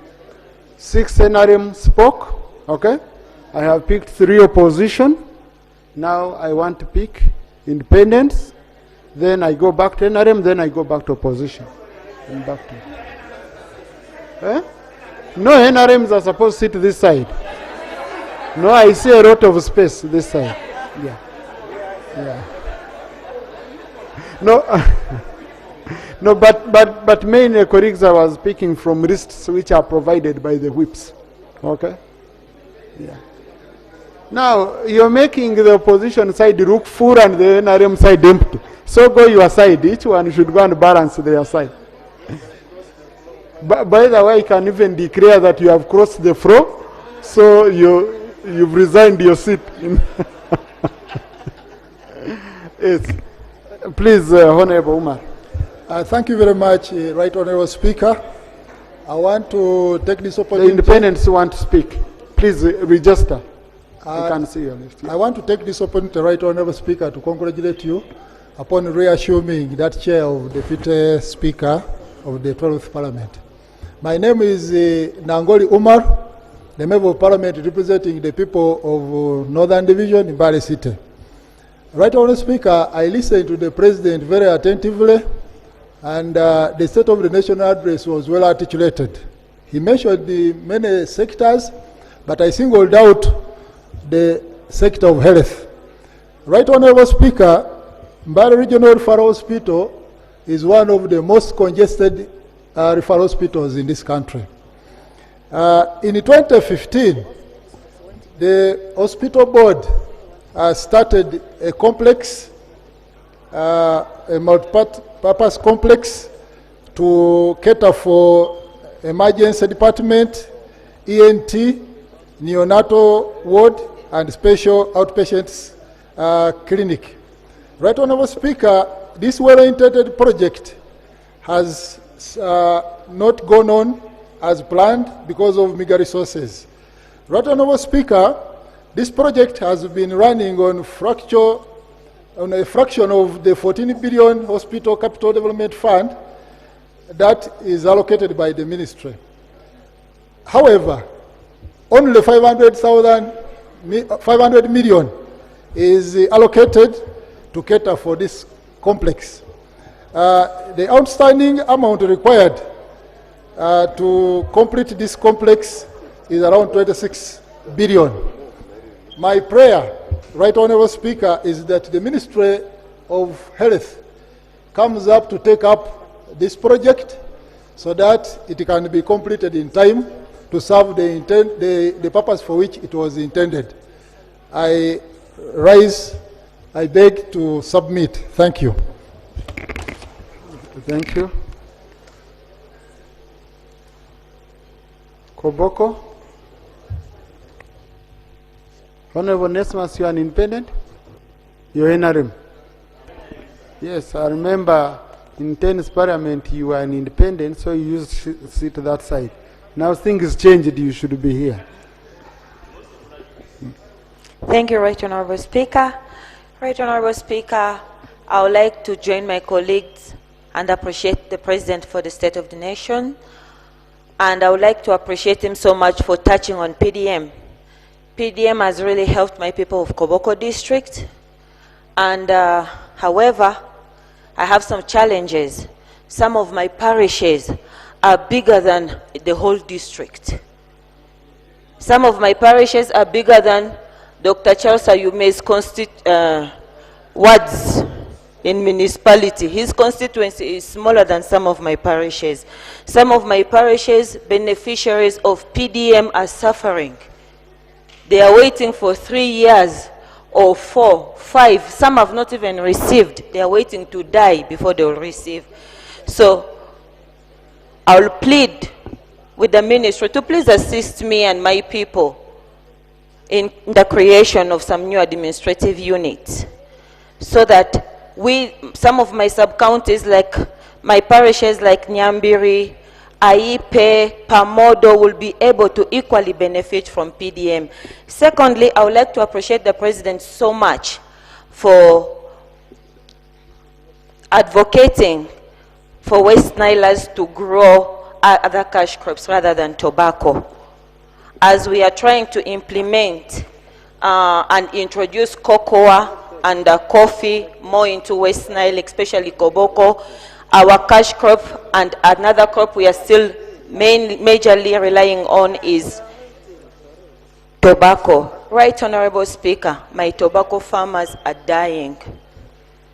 The price cuts, the way tobacco farmers are handled is not okay. The tobacco farmers of Koboko, last week I had a meeting with them and they are crying, they're in tears. Tobacco is one of those crops that require a lot of energy to grow. But Akilo, right now, the way they are, the only company in which our farmers are selling tobacco to, we only have one currently in the whole West Nile region. And the price cuts are beyond. A kilo of tobacco is sold at 3,900. You will farm over how many kgs and they will cut it and give you anything that they feel like. Right, Honorable Speaker, please. My people are suffering. It's still the only crop that they have. I'll ask the Minister to please, the Minister of Agriculture, to intervene on the behalf of West Nilers and people of Koboko to see that the tobacco farmers have some justice.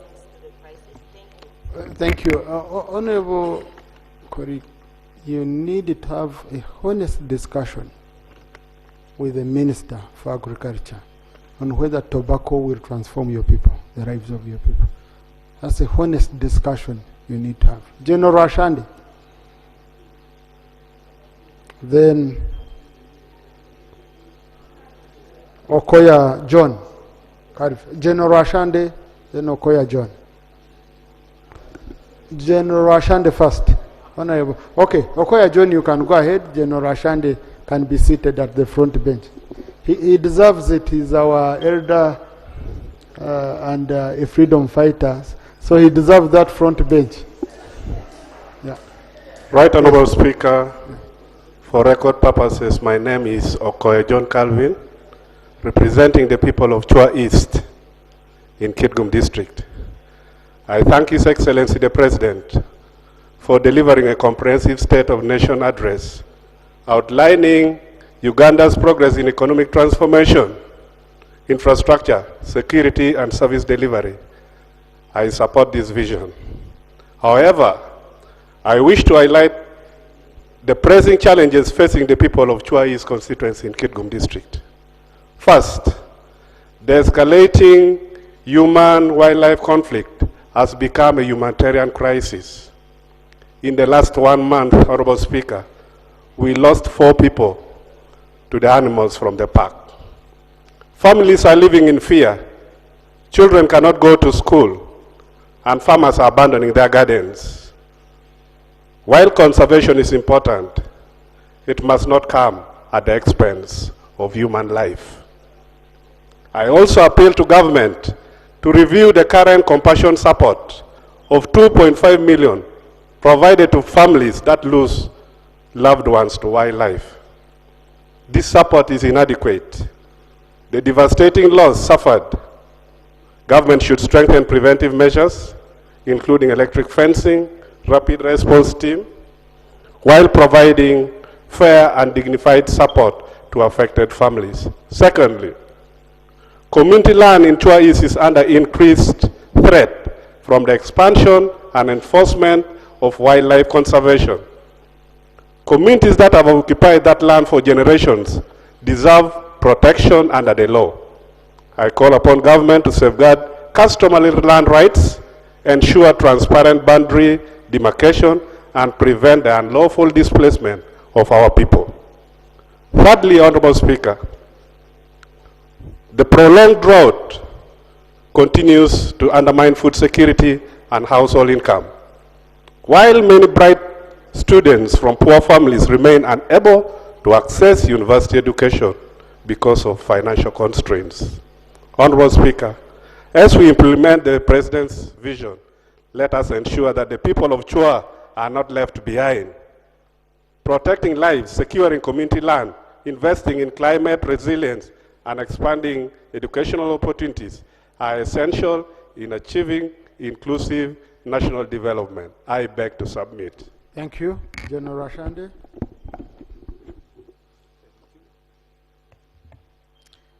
Thank you, sir. Thank you, Right Honorable Speaker. I am Brigadier General Retired Emmanuel Rashande, a Member of Parliament representing the people of Remiaga constituency.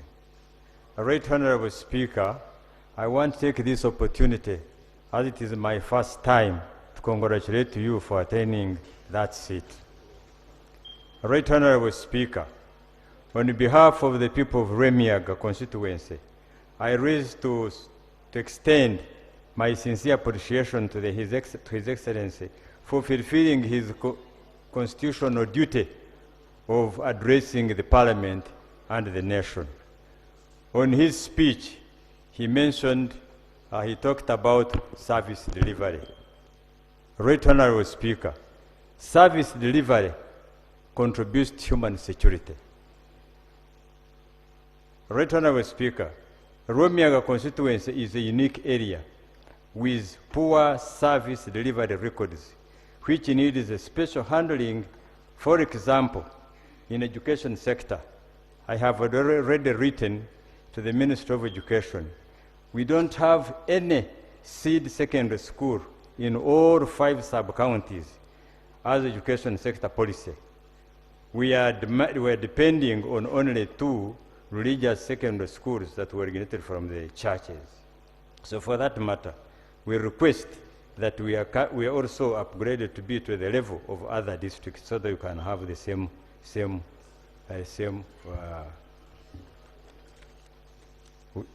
education levels. 2, health sector. Remiaga constituency experiences the most challenging situation with poor health services, whereby we don't have a district hospital referral. We are all done in Masaka district, crossing 5 districts to reach a referral hospital. We therefore request that we should have a regional referral hospital at our district so that we can solve our security issues on the district, security issues. We still have 2 health centers in 2 sub-counties, where we are supposed to have 3 health center series in our sub-counties. So we also request that we should be helped to come to the level of other districts. This is what I would request for the services, because it contributes a lot to the security of our people, and I end here for meantime. Thank you very much. Thank you, General. Honorable Apolot Christine, and Honorable Joy Harriet. Thank you very much, Right Honorable Speaker. Right Honorable, I rise up to second the motion on the precise address by the President about Uganda as a nation. Mr. Speaker, in the address of the President, he talked about development of infrastructure as a means towards social economic transformation. When I bring in the aspect of the development of the roads sector, Mr. Speaker, we have one of the new programs, that is the low-cost ceiling project. Mr. Speaker, in my district, we have that project. And it is a project that is meant to improve the maram status of the roads. But what happens is that when government spends a lot of money, more than 300 million for a 1 kilometer road, you find that road being worked on, but in less than a year, the road is already developing potholes. So in such a case, we don't realize value for money. We also end up not realizing the dream of the President to change this economy. Mr. Speaker, still along the line of infrastructure, when we look at power, I am blessed to have the Minister of State for Energy as a Member of Parliament for Kumi County. But when I look at my district, Kumi, I am not benefiting from that provision of the State Minister. The entire Kanyumu County, Mr. Speaker, the last 5 years, we've not had any development in terms of connections, in terms of progress from the grain millers, and now the voters are handling us terribly. They're actually saying, how are we benefiting? So, as we are here deliberating about the progress and development of Uganda and referring it to the dream of the President, some of the deliberations we make here should be put into action, because it will not be worthwhile having every year a State of Nation address, and yet we are not moving on. Mr. Speaker, even when I quote now one of the statements made about connecting power to schools, I also wanted to find out whether there is a provision to include private schools in this connection, because the schools are private, but the children are not private. So that as we talk about development across the education sector, the private schools can be given conditions or terms that they... Thank you, Honorable Joy Harriet. Thank you very much, Right Honorable Speaker. I want to join the rest of my colleagues in appreciating His Excellency the President for his visionary leadership and stewardship he has provided for this country. The President stated that the country's economy has expanded 17 times in the last 40 years. Last 40 years in terms of expansion, diversification, value addition, entering into knowledge economy and transformation. Right Honorable Speaker, last month I raised an issue here on the MVA ferry, Sinyanya Obongi. As I talk now, Laropi ferry is to go under maintenance for around 2 weeks, meaning all the traffic flow will be diverted to be passing through Sinyanya Obongi ferry. And this is a ferry of the 4 engines, it has only 2 engines. The traffic flow passengers will increase from 250 to over 400. The vehicles number will increase from 48 to over 70. This is a potential risk to the citizen of this country. It's my humble appeal to the Minister of Works that at least the engine of that ferry has to be put right in order not to put the life of the people at risk. The second point is, Right Honorable Speaker, Obongi District, the President ably said that peace is one of the prevailing factors that has enabled us to achieve the economy where we are. But when you look at Obongi, Obongi has been having issues of conflict, which is not war, guns, but border conflict with a neighboring district, Yumbe, for over 15 years. This is a time bomb. People cannot go to farm in their lands freely. You cannot sleep in peace. Even the recent census that was conducted, it was conducted under tight security. It's my humble appeal to the government that the government has to pronounce itself to have this border issue solved once and for all. Many correspondences were made, but the issue keeps on occurring.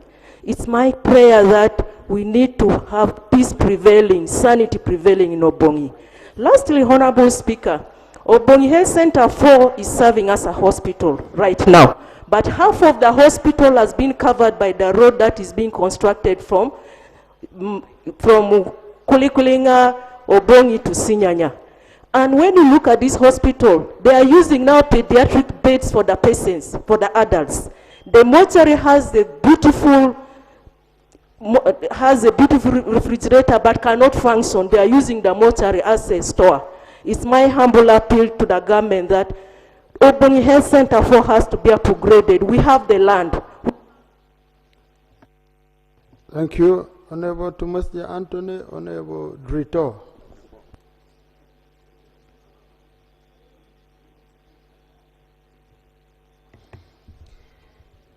Thank you very much, Right Honorable Speaker. My name is Anthony Tumwesje. I represent the people of Isinjiro West constituency, and this is my maiden speech. I rise here to appreciate the President for his tacit strategy of moving the lowest, biggest population of this country from being consumptive producers and being moved to the money economy. Right Honorable Speaker, I'm impressed by the connect that the President is making between the people who produce for consumption and those who are industrialists who produce for commercial purposes.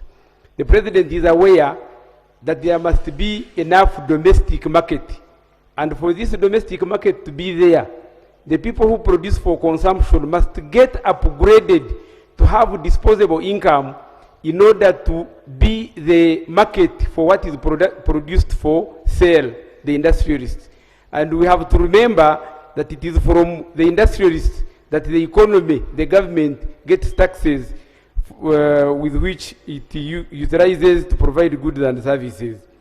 Right Honorable Speaker, the President was emphatic on, if possible, it is realized that the money for PDM is not enough, then he has to put there more money so that these people can get working capital. Some of them, majority, have land, but working capital for the local person has been a problem. And even when this local person gets working capital, with climate change, honorable members, we realize that we don't have enough rains. The President now comes up with irrigation. The irrigation system, we passed some money here, and there are some irrigation systems which are already ongoing. In my constituency, there is an irrigation system which is multi-billion. It is being implemented, but there are challenges, Right Honorable Speaker, that in the process of laying the pipes and making excavations, the problem that we are solving is going to create yet another big problem. Our road from Chikagate to Mbarara via Muizi has been graded, but the excavations which are being made to install the pipes have created a much bigger problem than the problem that has been solved, especially when the rains come down. So through you, Honorable Speaker, Right Honorable Speaker, I request that there be an interministerial intervention, the Ministry of Works and the Ministry of Water, to make sure that this road does not become a bigger problem when the rains come. Right Honorable Speaker. Thank you. Honorable Drito. Be followed by Honorable Lilian Paparu.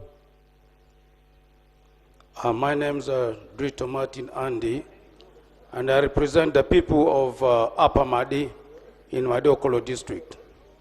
Right Honorable Speaker, I wish to appreciate the State of Nation address of the President on behalf of the people of Upper Madi.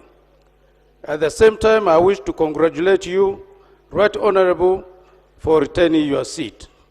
Right Honorable Speaker and honorable members, in the State of Nation address, the President clearly elaborated on the diversification of our economy.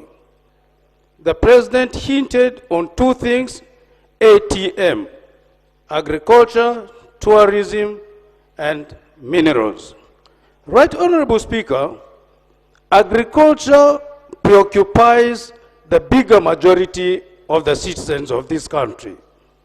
And in introducing agriculture and influencing the well-being of the citizens of this country, money has to be put in the pockets in what people produce. The most prominent commodity we have in agriculture today is coffee. Coffee rakes in $2.4 billion into our coffers every year and accounts for 18.3% of our export earnings. Mr. Speaker, I was very disturbed to learn from Uganda Coffee Development Authority on the 30th of last month that there is no budget for coffee seedlings. The coffee seedlings that is available is with NARO, and yet NARO is not mandated to distribute coffee seedlings. The Minister of State for Agriculture has just said that they are going for cost sharing. Right Honorable Speaker, the people have been excited in the growth of coffee. In my constituency, in the greater part of West Nile, a lot of people have prepared their grounds expecting coffee seedlings. I will implore this House, Right Honorable Speaker, to intervene and make sure that there's a provision for coffee seedlings. If the policy is going to be changed, the policy could be changed at a later stage, but not handling the citizens at ransom. In the Coffee Development Authority, I found there are over 30 honorable members of parliament in this House. Thank you. Paparu, Lilian. Thank you, Right Honorable Speaker. I want to support the motion that was moved by the Prime Minister in line with the State of Nation addressed by the President. Right Honorable Speaker, the President elaborated that the health infrastructure of this country has improved, even the life expectancy. In line with that, there was a policy where all the health center 2s were to be upgraded to health center 3s, so that the services provided by the health center 3s are better. I'm from Arua district, Right Honorable Speaker. We don't have a district hospital. We have a health center 4, which was recently upgraded, but this is a health center which cannot even provide or they cannot even do basic cesarean process in a health center 4 within a district. So I am requesting the ministry to rethink this policy and assess the capacities of these health centers, so that when we say there's a health center 3, it meets the minimum standards. When there's a health center 4, it also meets the minimum standards. The President said that Ugandans should all be in the money economy. And one of the methods was to skill, vocational skilling for the youth. And there was a policy also that vocational training centers should be established across sub-counties. Arua district does not even have one for a district. So I want to implore the Ministry of Education. There was a good TVET Act that was being made in 11th Parliament with very good recommendations and framework. Could you look into that so that when we reach the budgeting processes, you see the districts that are affected, the sub-counties that are affected, so that we appropriate resources appropriately, so that our youths can get skilled and get into the money economy. For emphasis, Right Honorable Speaker, on PDM, I have parishes that have 19 villages, But I also have parishes with the 2 villages. They are receiving the same amount of money for PDM. We have been crying over this. Can the ministry rethink these monies to the parishes? Some parishes are too big, for sure. I have parishes with 2 villages. They are now rounding. The mother has got, the father has got, the youth has got, but the one where there are 19 villages, some villages have only 2 maybe beneficiaries. Thank you, Stephen Besisra, Naziwa Margaret. Then Ayo Phoebe.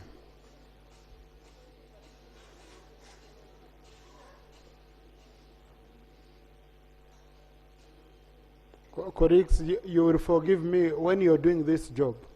You balance many things. You balance both sides. You balance regions. You balance sex. You balance, beauty. You balance. Now, who of you doubts themselves that they are not? All of you are beautiful, but we have grades, so I try to balance. Yeah, then sometimes depending on the mood, I even balance smiles. Yeah, so you're Honorable Sister. Thank you. Thank you, Right Honorable Speaker. I don't know from the description in which perspective you chose me. You man, you have your chance. Better Thank use you. it.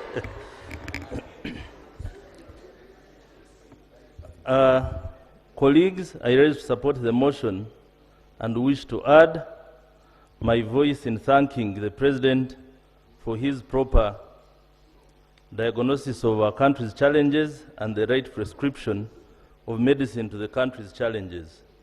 I also wish to thank the President for his lifelong service to our country as summarized in the State of Nation address. Right Honorable Speaker, I thank the President and the NRM government on the improved road network to most border points in the country. On this, Right Honorable Speaker, I request to add, with increased investment in roads and related infrastructure, it has come to a time where the quality of many roads has come in question. We are seeing many roads giving way immediately the contractors hand over. A case in a point, we have one of the roads, Hoima-Kavoya, already developing potholes, yet it was recently handed over.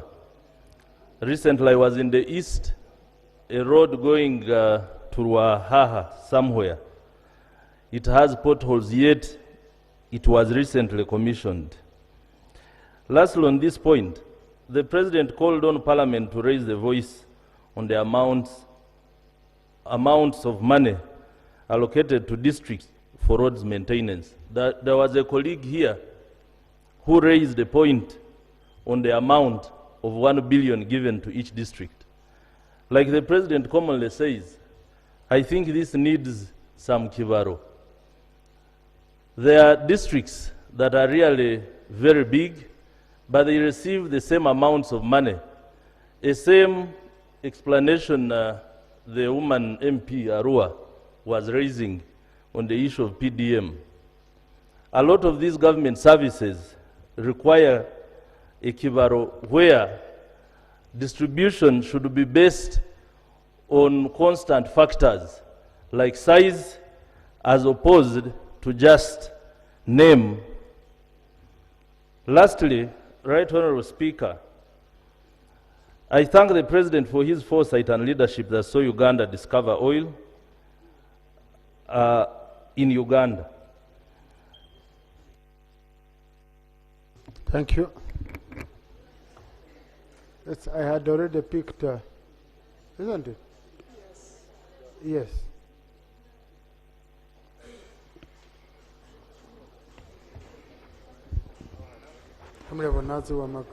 Right, Honorable Speaker.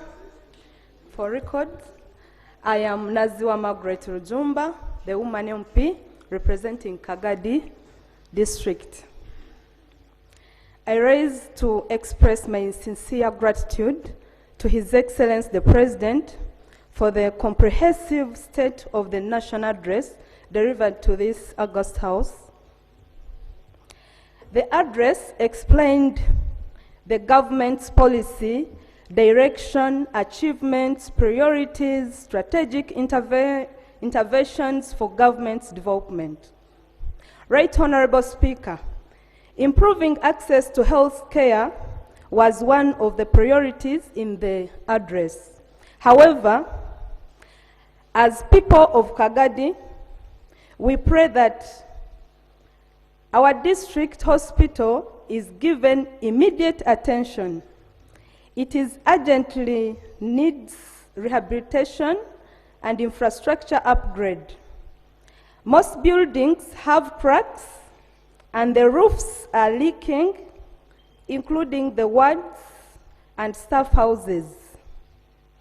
We also pray that the government speeds up the implementation of upgrades on Health Center 4s in Buyaga West and Buyaga East as the government policy, whereby every constituency at least is supposed to have a Health Center 4.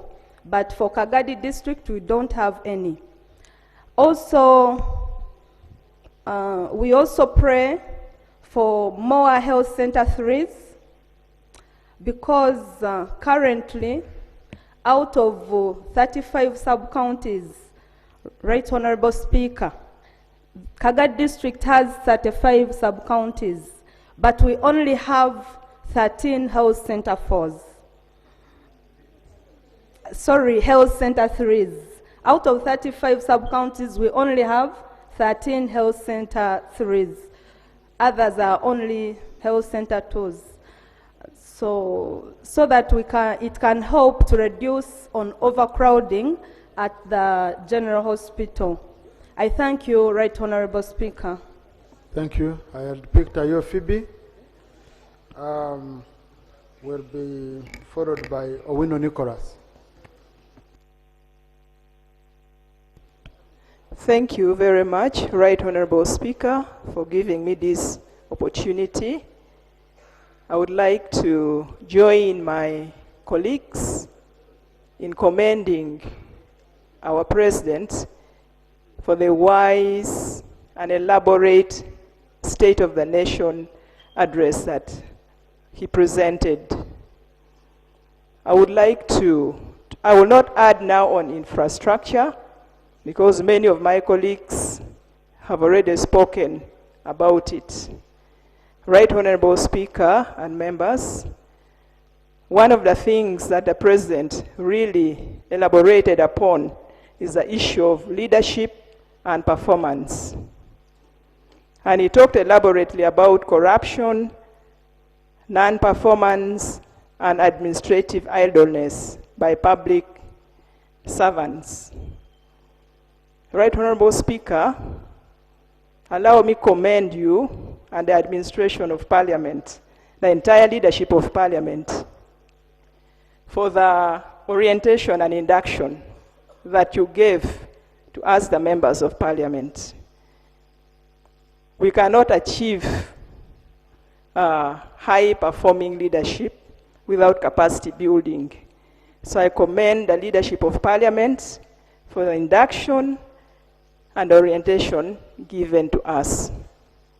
Right Honorable Speaker and honorable members, we know that with this decentralization, this does not end with us. We have a number of layers of leaders. Leaders at the district level, leaders at the sub-county levels, and now we also have the recently elected LC1s. For us to achieve high performance as desired by the President, we need capacity building for all this level of leadership. Through you, Right Honorable Speaker, I am calling upon the Ministry of Local Government, together with the Ministry of Finance, to have systematic, and cost-effective capacity building for leaders at the different local governments and the lower local governments. Unless we do that, many problems will not be solved. I was a councillor in the 11th council, and we kept... Sorry. Now, honorable colleagues, please, if you know that you have already spoken about state of the nation, okay?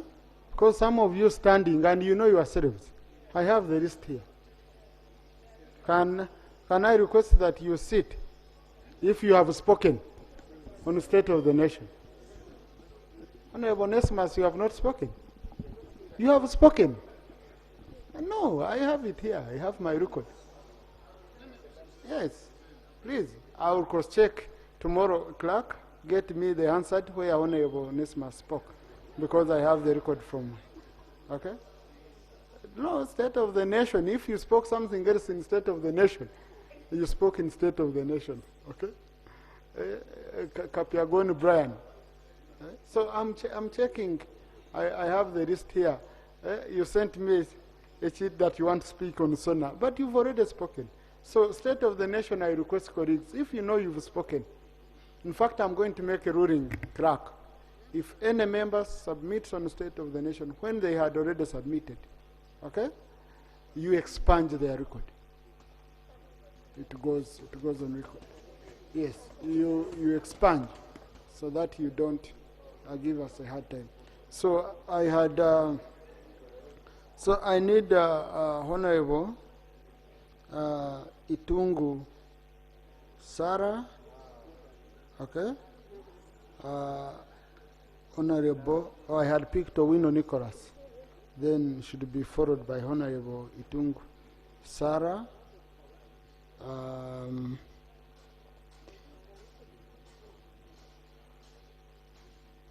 Honorable Mayanja Moses for now. Then I pick Honorable Ismail Kasuri.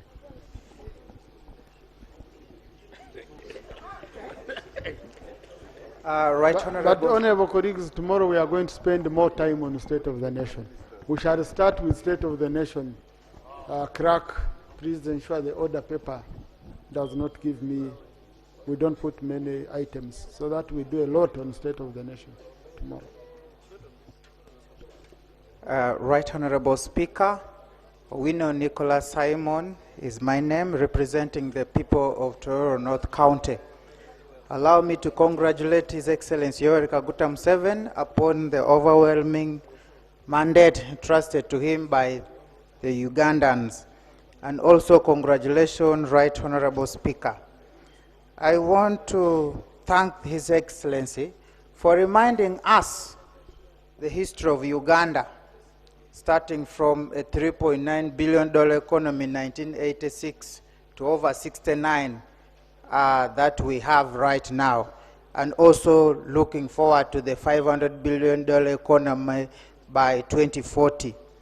I want to thank him once again for enabling the peace and security that we enjoy.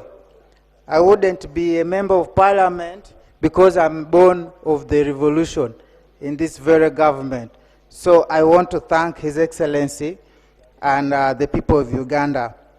Right Honorable Speaker, the President reminded us that the nomads that he taught are now producing billions of liters of milk. And it didn't start with giving them money, it started with mindset change. So I believe that our transformation is actually very eminent if we started with the mindset change, and it is very possible. Right Honorable Speaker, to align with the 10-fold growth program, my constituency of Tororo North needs affirmative action. I have two cement factories that are now overwhelming my health center 4 called Mukuju.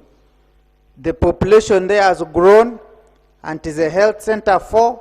I would really request government to push it to health center, district status, and lift Tororo district hospital to a regional, because it is handling even matters of Busia, Butaleja, and all that. Right Honorable Speakers, I also look to seek support for my 7 sub-counties. We have only 3 secondary schools. We have some community schools. One is in Akadot. If government can aid that, it will be a starting point. Another one is in Apetai sub-county. There is one called St. Peter's. It will be a starting point.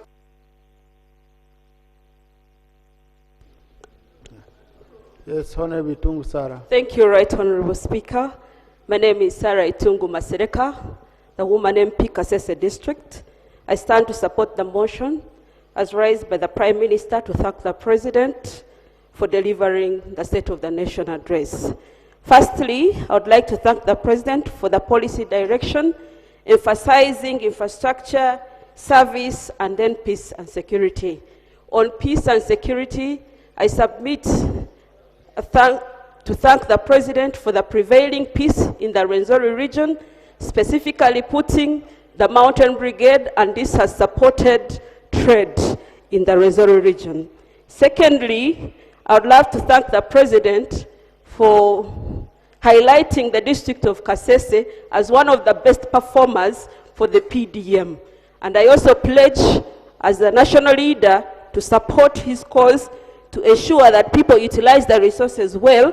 However, we still have sub-parishes in my district. Given that I have 44 sub-counties, there are some parishes that are as large as some districts in some areas of Uganda.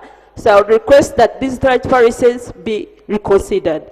In regard to infrastructure, the President highlighted that infrastructure is a key driver of the economy. Mr. Speaker, I would like to bring to your attention that Kasese hosts an annual internationally certified marathon with prestigious World Athletic Label road race, the Rwenzori Marathon. This Rwenzori Marathon attracts over 6,000 local and international guests annually, coupled with 24,000 guests that come to Queen Elizabeth, 19,000 that go to Chilare, and 6,000 that go to Mount Rwenzori National Park. Last year, we hosted the Speaker of Kenya, some commentators from BBC, and we hosted 3 tycoons who sealed off some hotels in Rubirizi and Kasese districts. We have tried to improve some amenities to attract more tourists to Kasese. However, we still have a gap. And this gap is the Kasese airfield, to be elevated into an airport. Yesterday I was talking to the proprietor of the Rwenzori Marathon, Amos Wekesa, and he told me we shall have to hire a forklift from Nairobi to bring some guests to the Kasese airfield. So we need this airfield to be elevated into an airport because it connects Congo. All the people that visit, that go to Rubirizi, they come through Kasese. Those that go to Chihihi, they come through Kasese. Thank you. Thank you, Honorable Right Speaker. My name is Moses Mayanja. I represent the people of Siro North in Wakiso District. I want to join my colleagues to thank the President for the State of the Nation address on 4th June this year, and also thank him for his program to eradicate poverty since 1986. That is Ntandikwa, NADS, Operation Wealth Creation, and now PDM and others. This has transformed our people, especially my constituency of Silo North, but also our communities. I also want to thank the President he mentioned about the critical roads that were constructed over the time. But I want to thank the President for these particular roads in Wakiso district that were commissioned in 2020 during the campaigns. That is Entebbe Busabala Road, Chira, Matuga Road, and also that one from Wamala Nakaukamaya that was commissioned by the Prime Minister. Those roads are ongoing. But there is this critical road that was commissioned by the Minister Katumba Wamala in 2021, Kachiri Masulita Mawale Road.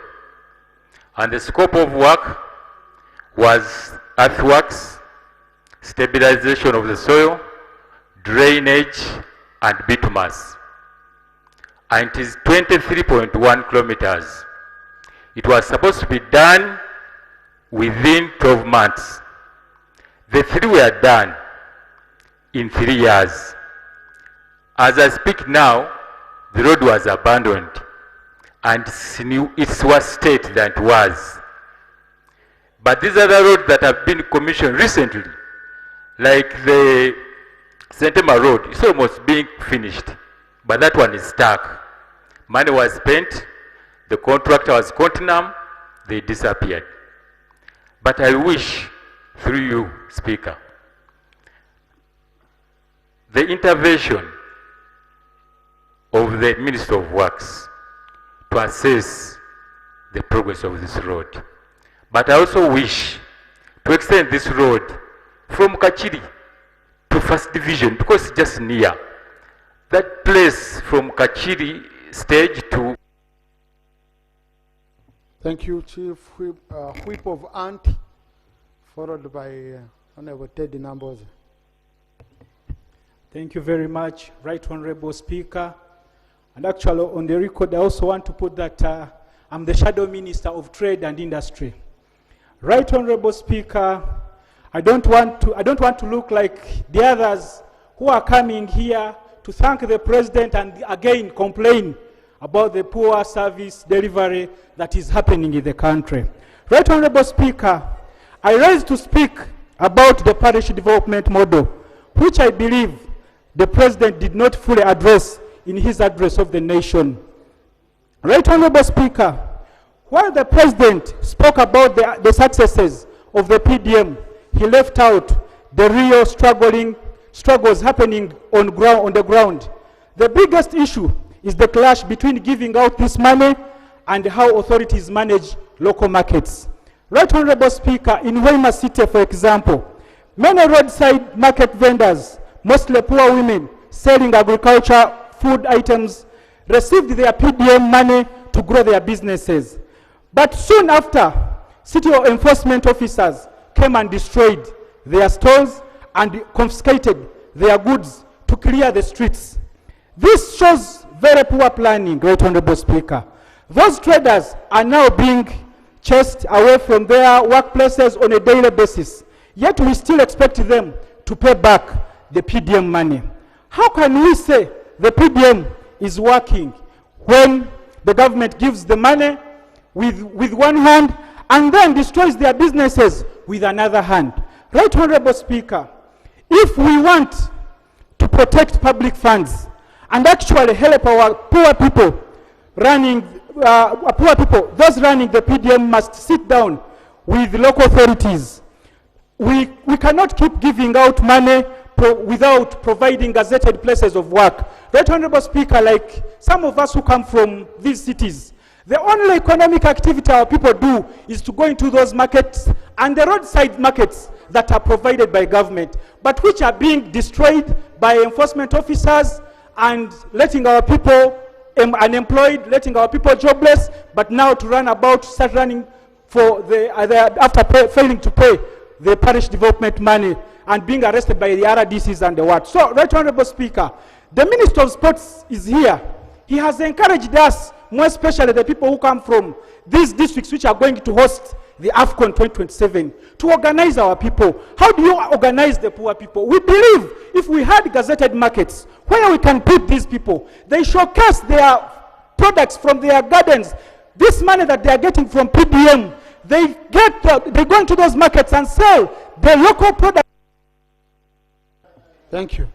Now, honorable colleagues, I'm going to request those who want to speak on the state of the nation and are here, and I haven't picked them, I will request the government chief whip on this side, you pass a paper so that tomorrow they are the ones I will start with. Okay? Okay? And even on this side. And what they write on is what I will be reading from tomorrow. Then when I'm done with colleagues who have managed to be with us here for long, is when I can go on the rest. Okay? But, yeah, but, so on the opposition side, I have the opposition whip. Then, Honorable Christine, I requested you to help me, so you can do. So, please, Sergeant at Arms, help us with some paper. You give this side. Honorable Teddy Nambozo. Thank you, Honorable Speaker, for this opportunity. In regard to the State of the National Address, the President talked about promoting commercial agriculture and the sector in general. Honorable Speaker, it's true that agriculture is a backbone of our country, supporting over 70% livelihoods.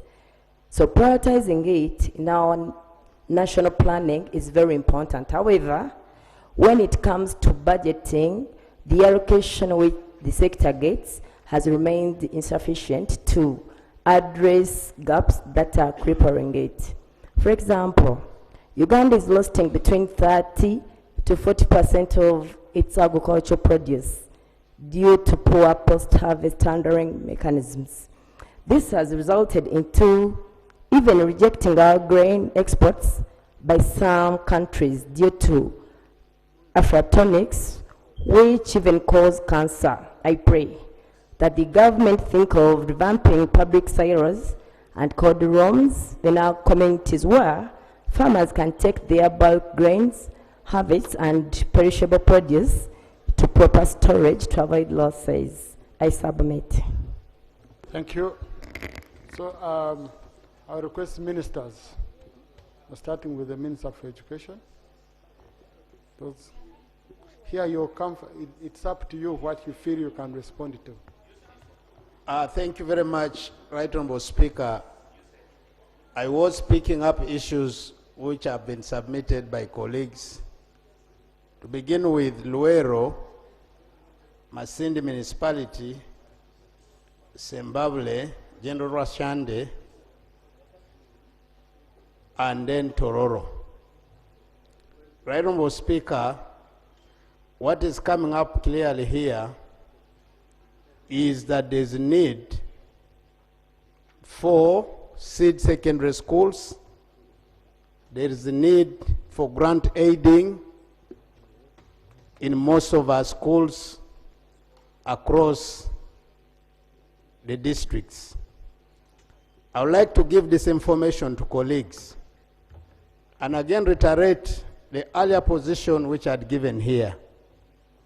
We have, as a Minister of Education and Sports, the following programs which we are implementing in line with constructing seed secondary schools across the country. Number one, we have UGIFT 1, which has already constructed 259 seed schools across the country. Of the 259, we have so far commissioned 210. There's additional works taking place in the 49 schools. We are also in negotiations with the World Bank for additional support for UGIFT 2. And UGIFT 2 is going to give us additional 114 seed schools across the country. Now, when you look at what colleagues have mentioned here, Luero, Zimbabwe, Tororo, I want to appeal to you. It's important we work closely with the ministry for us to begin to earmark some of these areas which do not have these schools in these specific sub-counties. We are aware that some of those sub-counties you're mentioning might not even have land. And this also goes for me to address another question. These World Bank projects require us to have government-titled land in the name of the school. And as of now, I would request and implore most of you that in those sub-counties without these seed schools, it is Right Honourable Speaker, it's important you work with the local authorities to ensure land is secured, titled in the name of the school, so when we communicate for these projects to be given out, you will come out and this is done within the time. The second project I want to talk about, Right Honourable Speaker, is what we call Uganda Learning Acceleration Program. This is the ULAN. The ULAN is a project which we intend to specifically renovate the then old schools or the great schools across the country. That project is going to undertake renovation of 120 schools.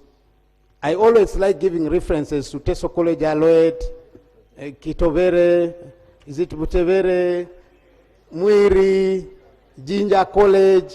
That is the project specifically which we earmarked, because colleagues, you can go to those schools, Botiki, here in Jinja, you can go to those schools. Those schools had become almost dilapidated. There was no program which had been earmarked to support them. So this 120 schools is within the Uganda Accelerated Education Program. Then we also have additional program which we call Uganda Secondary School Expansion Program.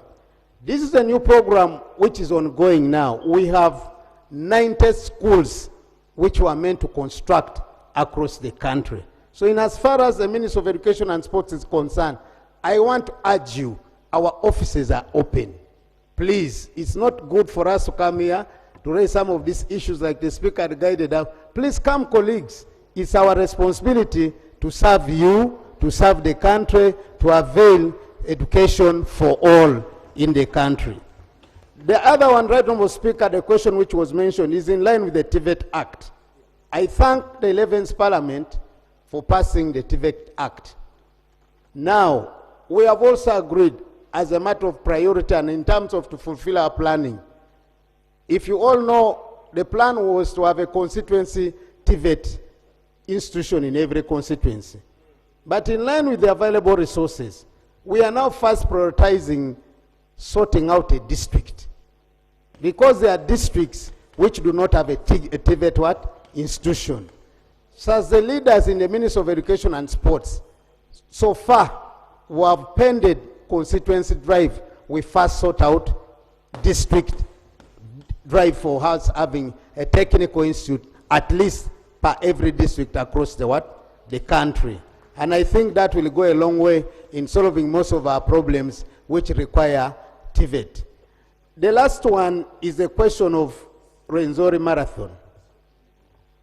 I want to confirm that as a Minister of Education and Sport, and especially I want to thank the Right Honourable Speaker who is chairing this House, is a lover, a supporter of this Rwenzori Marathon. He guided us that we, as government, we must come in to support this project. Colleagues, you're not appreciating me. Let's clap for him. Now, yeah, we can extend for another 1 hour, I think. No. Right Honourable Speaker, I remember they might not know, but this initiative to support sports tourism, and the focus now is on SET. SET in full, according to our world now, is sports, entertainment, and tourism. This is the modern world. You cannot be able to put a disconnect outside the three. if you want us to drive socio-economic transformation in this country. The speaker here, the chair of the session today, did meet my senior minister and requested the government and the Ministry of Education and Sports to come in to support Amos Wakesa in the drive of sets, and particularly in the Rwenzori sub-region. As the Ministry of Education and Sports, we have given $1 million, which is 3.7 billion, to support the Rwenzori Marathon, and it's our plan to build it in the next 5 years. So the people of Kasese, we are fully, as government, committed, and as the Minister of Sport, in that focus. Last but not least, is to ask my colleague, the MP for Hoima City, Honorable Isma Kasule. The question of, we really have to agree, Right Honorable Speaker, is aware that under the AFCON project, we are supporting Hoima City with money for beautification. But is also aware that he has hawkers in the city. Is aware that we are supporting them with money for cleaning the city. So now, my brother, we cannot invite guests, visitors to come to a place which is dirty. It's my humble appeal that these hawkers, with due respect, we must accept time is now. They left the streets so that when our visitors come, those streets should be having flowers. It should be beautiful for them to appreciate the beauty of Uganda. This PDM we're talking about, it is our role as leaders to educate them, to go to the right address where these market spaces are, for them to continue doing their what? Their business. So it's my humble appeal, as you're really the AFCON minister for purposes of this project, that time is now. We have 1 year to go for this project. I thank you, Right Honorable Speaker, for giving me this space. Thank you. Thank you. Now, Honorable Peter, yesterday, my brother from Rira came to me. He had an issue which I want to take this opportunity that he raises now. Okay? So that it sounded urgent. It needs your intervention, Ari.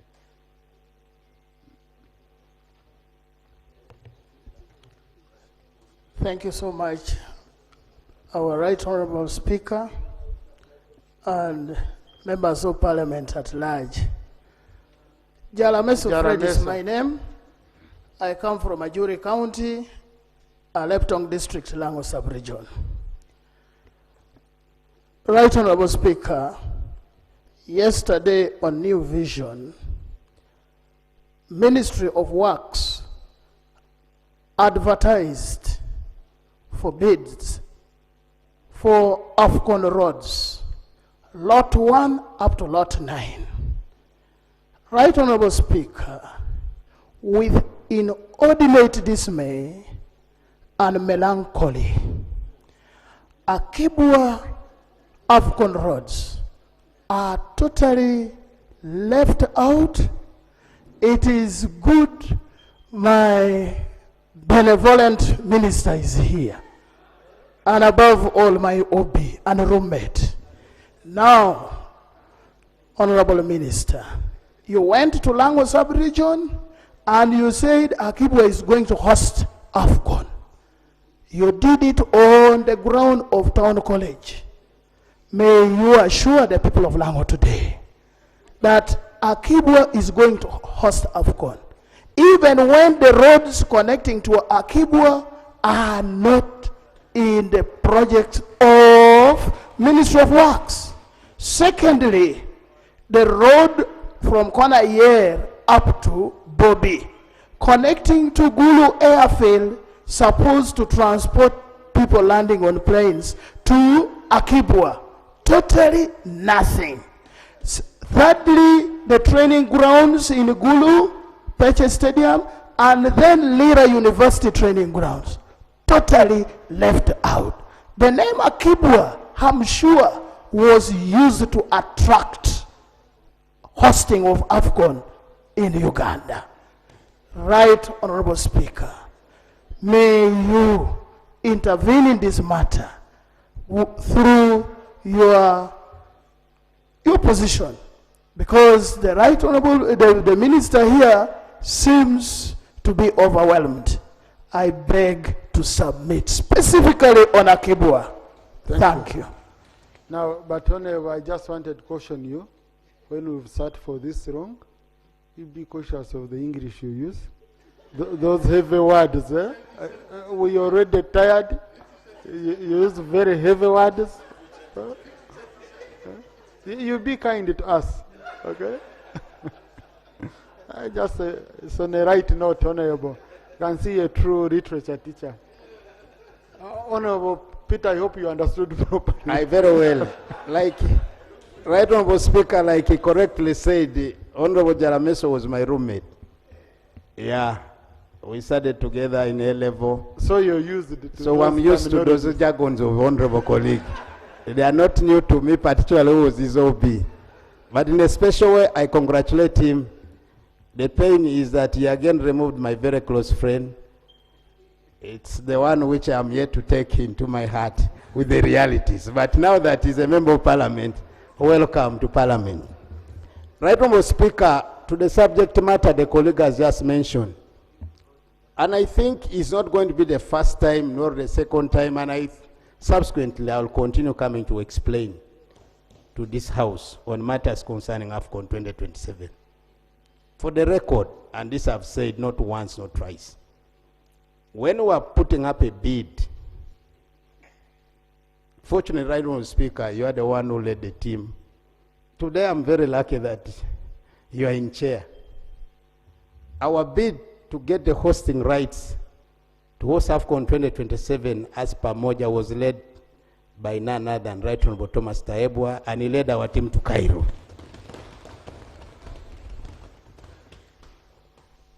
Even this host agreement on behalf of the government of Uganda is Right Honorable Thomas Tayebwa who signed, for the record. In that bid document, Honorable Peter, we are lucky also Honorable Rogers Biamkama was with us in Cairo. yeah, he was.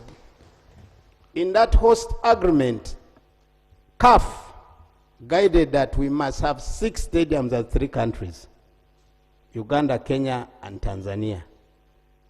And in Uganda, we agreed that we must go for 3 stadiums. Tanzania also agreed that we must go for 3 stadiums.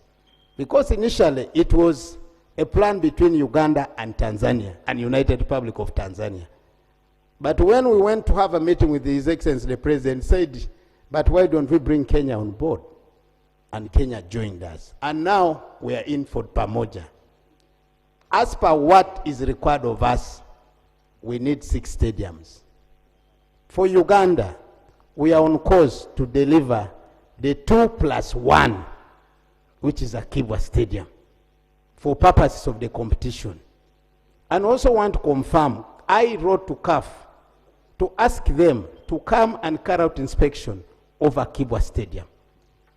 Despite our planning now narrowing to 2, the Confederation of African Football Officials came and went to Akibwa and saw the works which was taking place. They agreed that Akibwa Stadium can host this competition if we, as the government of Uganda, commit and deliver other requirements as per their standards. And that's now I come to the question of my colleague.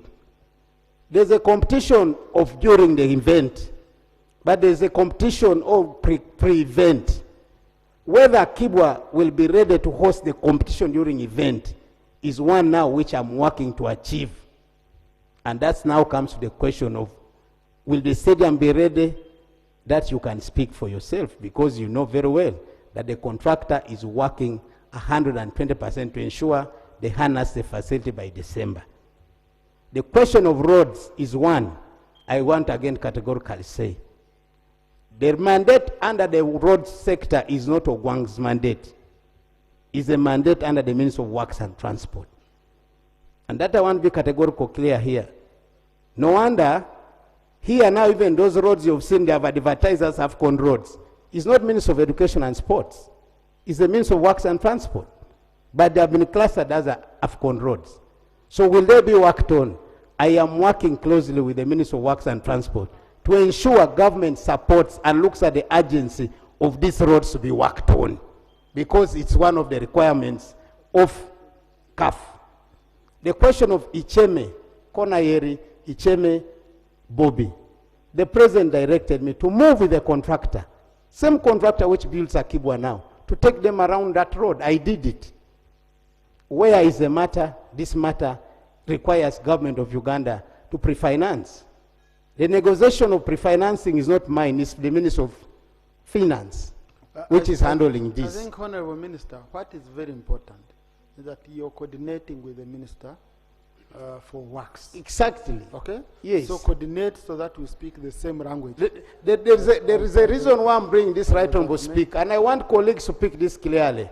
Mandates, education, sporting, roads, works. So as far as I'm concerned, my colleague Honorable Jalameso, we are working closely to ensure that these roads, once a valuable budget is in place, they will be worked on. It's to our interest. I thank you, right honorable speaker. Thank you. Maybe for the record, because I want Honorable Jarameso, wherever he is, to always remember the one he also defeated. You get it? And you build on that. Me, I really love appreciating what my colleague has done. I build on it. I remember with that bid, we submitted 2 stadiums initially. That is Nambore and Hoima. Okay? And then we also talked about Nachivubo being worked upon. And then Akibua also came later. But if I may just be as open as possible, as we were concluding a budget, I'm trying to remember which financial year, we were the top 7 people in the government, and the president brought in a government chief whip because we were working on that budget. It was Honorable Obua who put up a spirited fight until the president said, I want peace with Honorable Bua, do Akibua. We raised. So your colleague, when you meet him, you tell him, you shake hands and you say, you did that, we should work together. Now I'm going for up so that Akibua is fully completed. Now that's your task. That's working together. There's 1 minute which I'd left out of his submission. It's a question of training facilities, which I'm very sure the woman MP of Gulu yes, Mama, is going to raise. Yeah. Right, Honorable Speaker, the training facilities are on schedule and they are on course. Works are ongoing in Peche Stadium. Works are ongoing in the Gulu University training facility. Works are ongoing in Liras University. And they will be ready before December. I want to confirm that to this House. And I also want to invite honorable colleagues here. I'm ready to take you to Karao to see what the money of the government of Uganda is doing in supporting sports infrastructure in our country. I thank you so much. Thank you, Honorable Minister for Health. Honorable Peter, I must appreciate you. You're always here and you don't hold any information. Peter speaks from his heart when he's explaining, and I really want to appreciate you. Thank you, Right Honorable Speaker. I will start with the issue raised by the honorable colleague from Luero, Honorable Dennis Sekabira, regarding Luero Hospital. Right Honorable Speaker, Luero Hospital is one of those, it's a highway hospital, so it's a priority by government, by the Ministry of Health. And when we are trying to revamp health facilities along major highways, it's going to be given priority. There's already work being done on, it's a 2-storied building on one of the wards. So he can rest assured that maybe in the next 1 or 2 years, there's a project coming that is going to revamp Health Center 4s, emergency units, and highway hospitals, as we have done in the case of Bujiri Hospital. On the issue of Masindi Hospital, not having, Masindi municipality not having Health Center 3s, Right Honorable Speaker, Health Center 3s are being prioritized, and at the right time, we shall build Health Center 3s in Masindi district. But I would also want to assure the honorable member of Parliament, Honorable Rogers Gamukama, that Masindi has just benefited from 54 billion shillings worth of remodeling of their hospital, which is in the municipality. And I think that's a step in the right direction by government to revamp their hospital. Now, when we have a hospital, whether it's a general hospital, a regional referral hospital, it takes precedence of a health center 3 and a health center 4, meaning Masindi General Hospital by 31st of December will be complete, and we did the groundbreaking with the Prime Minister and the Minister of Sports. It's one of those speaking to being prepared for AFCON.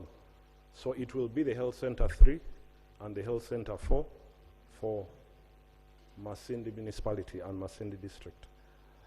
Soroti Regional Referral Hospital, yes, we are aware of the dilapidated structures, but then I want to tell the Member of Parliament that the theatre is functional.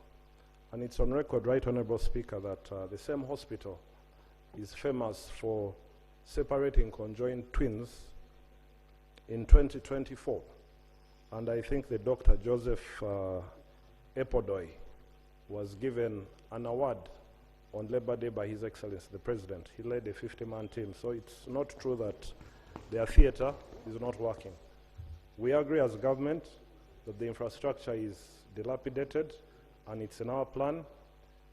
Soroti Hospital has given 50 acres of land, and we are trying to reconsider whether we should relocate the hospital and build a new one, or remodel the existing infrastructure like we have done for Masindi Hospital. My sister, Honorable Lillian Paparu of Arua City, woman MP, Arua District, I beg your pardon. Bondo Health Center 4, when I was Chair Health Committee of Parliament, we elevated it from a 3 to a 4. We have built a theatre. I think the only problem standing between functionality is equipment. And I think this financial year, the Ministry of Health is going to procure and deploy the necessary equipment. Now, Arua District not having a district hospital. Colleagues, as a point of information, so that this same question stops coming up, wherever we have a regional referral hospital in a district, we do not expect to have a general hospital because it takes precedence. The regional referral hospital provides services for a general hospital, for health center 4, and for health center 3, including immunization. It is like having the Special Forces Command guarding Parliament. You cannot say there's no police. It will take precedence over the security. So that's a point of information. So we do not foresee a general hospital being built in Arua District. Now, the other point I must make, honorable colleagues, that Arua also has a problem of administration in terms of the DHO's office, because Adumi Health Center 4 has very poor output. It's not very functional. Oli also has very poor output. So we are trying to address the issues of the DHO's office in Arua City, in Arua District. The other issue, Right Honourable Speaker and colleagues, is Tororo District. Now, like the Honourable Member put it, Mukuju is in a county, and the Honourable Member is proposing that it is elevated to a general hospital, and then Tororo General Hospital is elevated to a regional referral hospital. And again, my explanation is the same, that where you have a regional referral hospital, you cannot have a general hospital. I think their plans are underway without letting the cat out of the bag. It's being considered for Bukedi region to elevate Tororo to a regional referral hospital, funds permitting. I think, Right Honourable Speaker, on the issue of Sembabule, there is also an issue to do with governance of the health sector. Ntusi Health Center 4 is also not functional. Now, if we make it functional and Sembabule Health Center 4 is functional, Matete Health Center 3 is elevated to Health Center 4, we may reconsider whether we should build a general hospital. But, right honorable colleagues, once we have Health Center 4s functioning, for me they speak to the community. And I think that is where we should put the taxpayers' money before we go to general hospitals, which cost about 120 billion to build.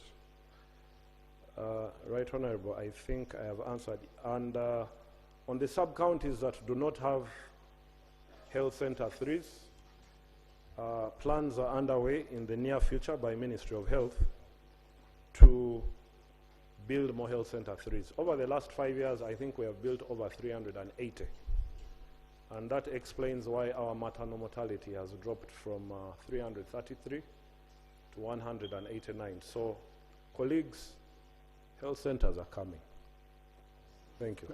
Thank you. But Honorable, on the issue of Arua, Lady Anobiare is from Arua, not Arua City.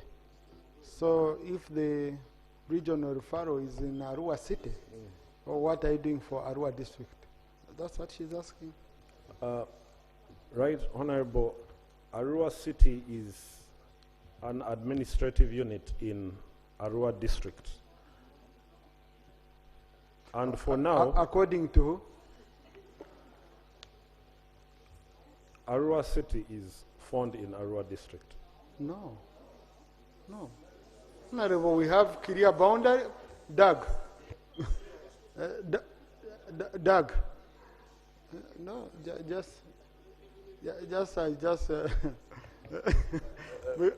Right, Honorable Speaker, I wanted to know whether the Attorney General has guided differently. I beg your pardon, Yeah. but I was interpreting it from the geographical location. From the geographical location. Now, Arua Regional Referral Hospital is found in Arua City, but it takes care of the entire West Nile region, including Arua district. Yes. So, Right Honorable Speaker, where we find a regional referral within an administrative unit, within a certain geographical area, then we do not have to build a district hospital. But Honorable, okay, just the government policy is very clear that every district will have a hospital. That's your policy. Maybe if funds are not allowing for now, but if it goes on record that the people of Arua will never receive a hospital because there is a regional referral in Arua City, I think it will send I think if you get money, you should be able to build a hospital for Arua district. Right Honorable Speaker, the regional referral hospital provides the services of a health center 3, of a health center 4, and of a district hospital. So where it is located, it takes precedence. Can I request, Honorable, I know that's your way home, please pass by and explain to the community. Yeah, because the Honorable MP, other districts are getting hospitals, and it goes on record that her district will never get because the city has. That's really bad for her, okay? That's not good for her. So I request you pass by and you explain it to the people, and maybe you can expound further. If you had said, for example, Honorable Minister, that with the budget we have for now, okay, we are considering geographical, we are considering distance, but the government policy of a hospital per district still stands. Because people must understand whether Arua City is different from Arua district. If they are not different, then we shouldn't be having a woman MP for the city and a woman MP for the district. So, but you can explain to the people there, those are your issues. Honorable, I'm not part of the executive. I don't know what you've decided as executive. But the policy I knew says each district. Right Honorable Speaker, I will caucus with the ministry, and we'll get back to the woman member of parliament. Okay. So, honorable colleagues, as we come to the end, I think we shall be getting more. More. Yeah, but colleagues, we are on State of the Nation. You have debated. You have finished. Okay. The minister was giving a response. Now, what we agreed with the lead of government business was that at the end of the day, if there are issues, residual issues, which they wouldn't have picked, and also those in the response from the leader of opposition, then at the end of this debate, when we are closing it, we shall be able to allow the leader of government business to come and give a brief. Just, colleagues, only one issue which I wanted the minister to clarify on, which touches all of us, is the issue of national referral hospitals.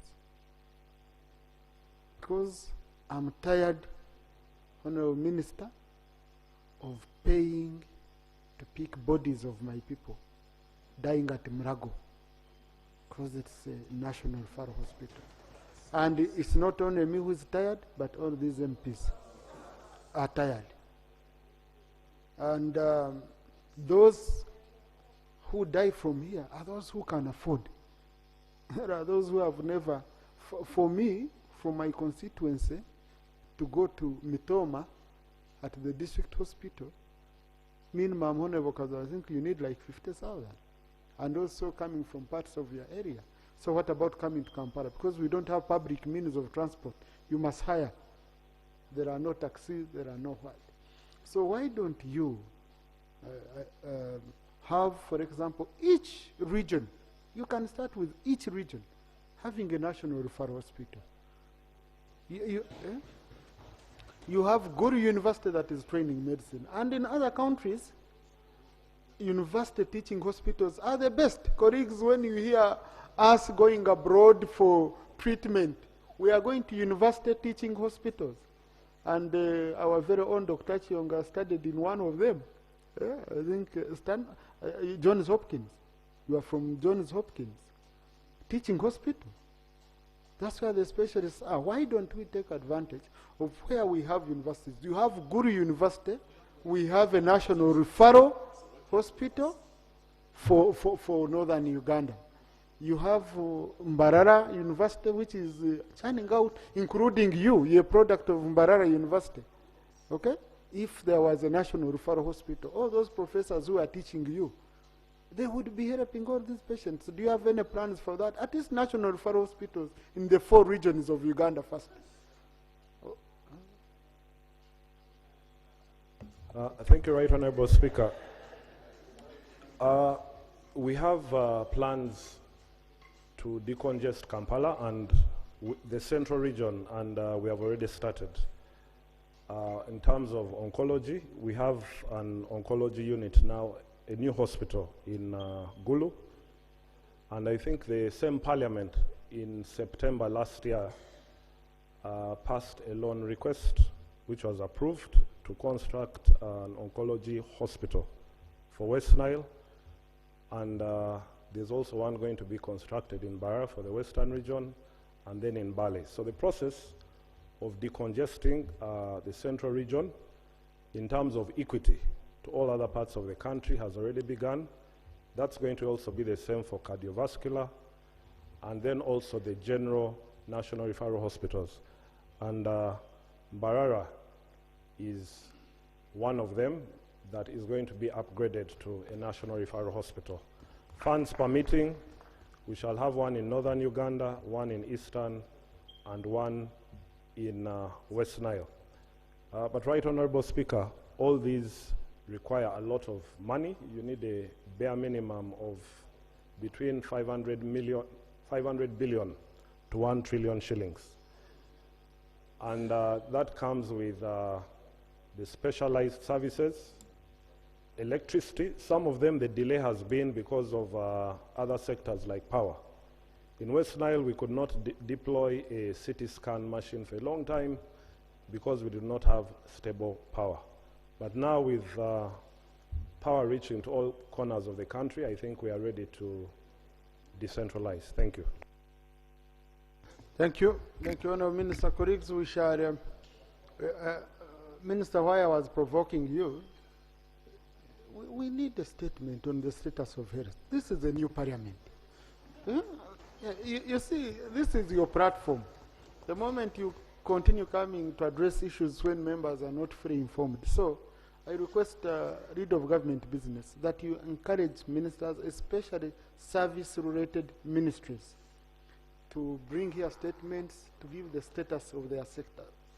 If MPs know about roads, if they know about schools, if they know about health centers, if they know about water, okay, and electricity, I can assure you they would easily follow up on service delivery for their people. So we would love to encourage you to talk to the ministers to bring those statements for information purposes. We are not going to make resolution, but we debate and you bring the new parliament on board. Otherwise, you're going to come to budgeting time. We need the support of these MPs. All of them are coming up and saying, but we don't understand what you are doing. And yet you are doing a great job. House adjourned to tomorrow at 2 p.m.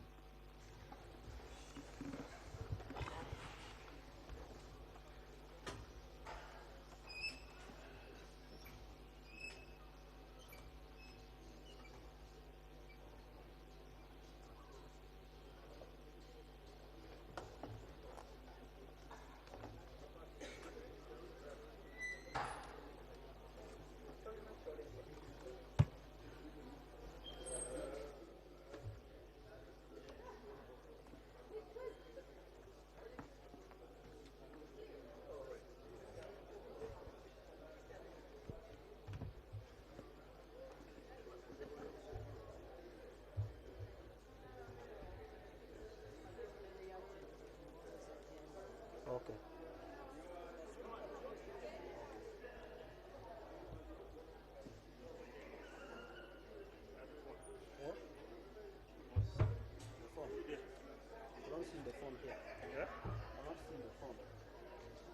For you now, you'll be just be there. For you, you carry on this one. Not so. You carry on that one.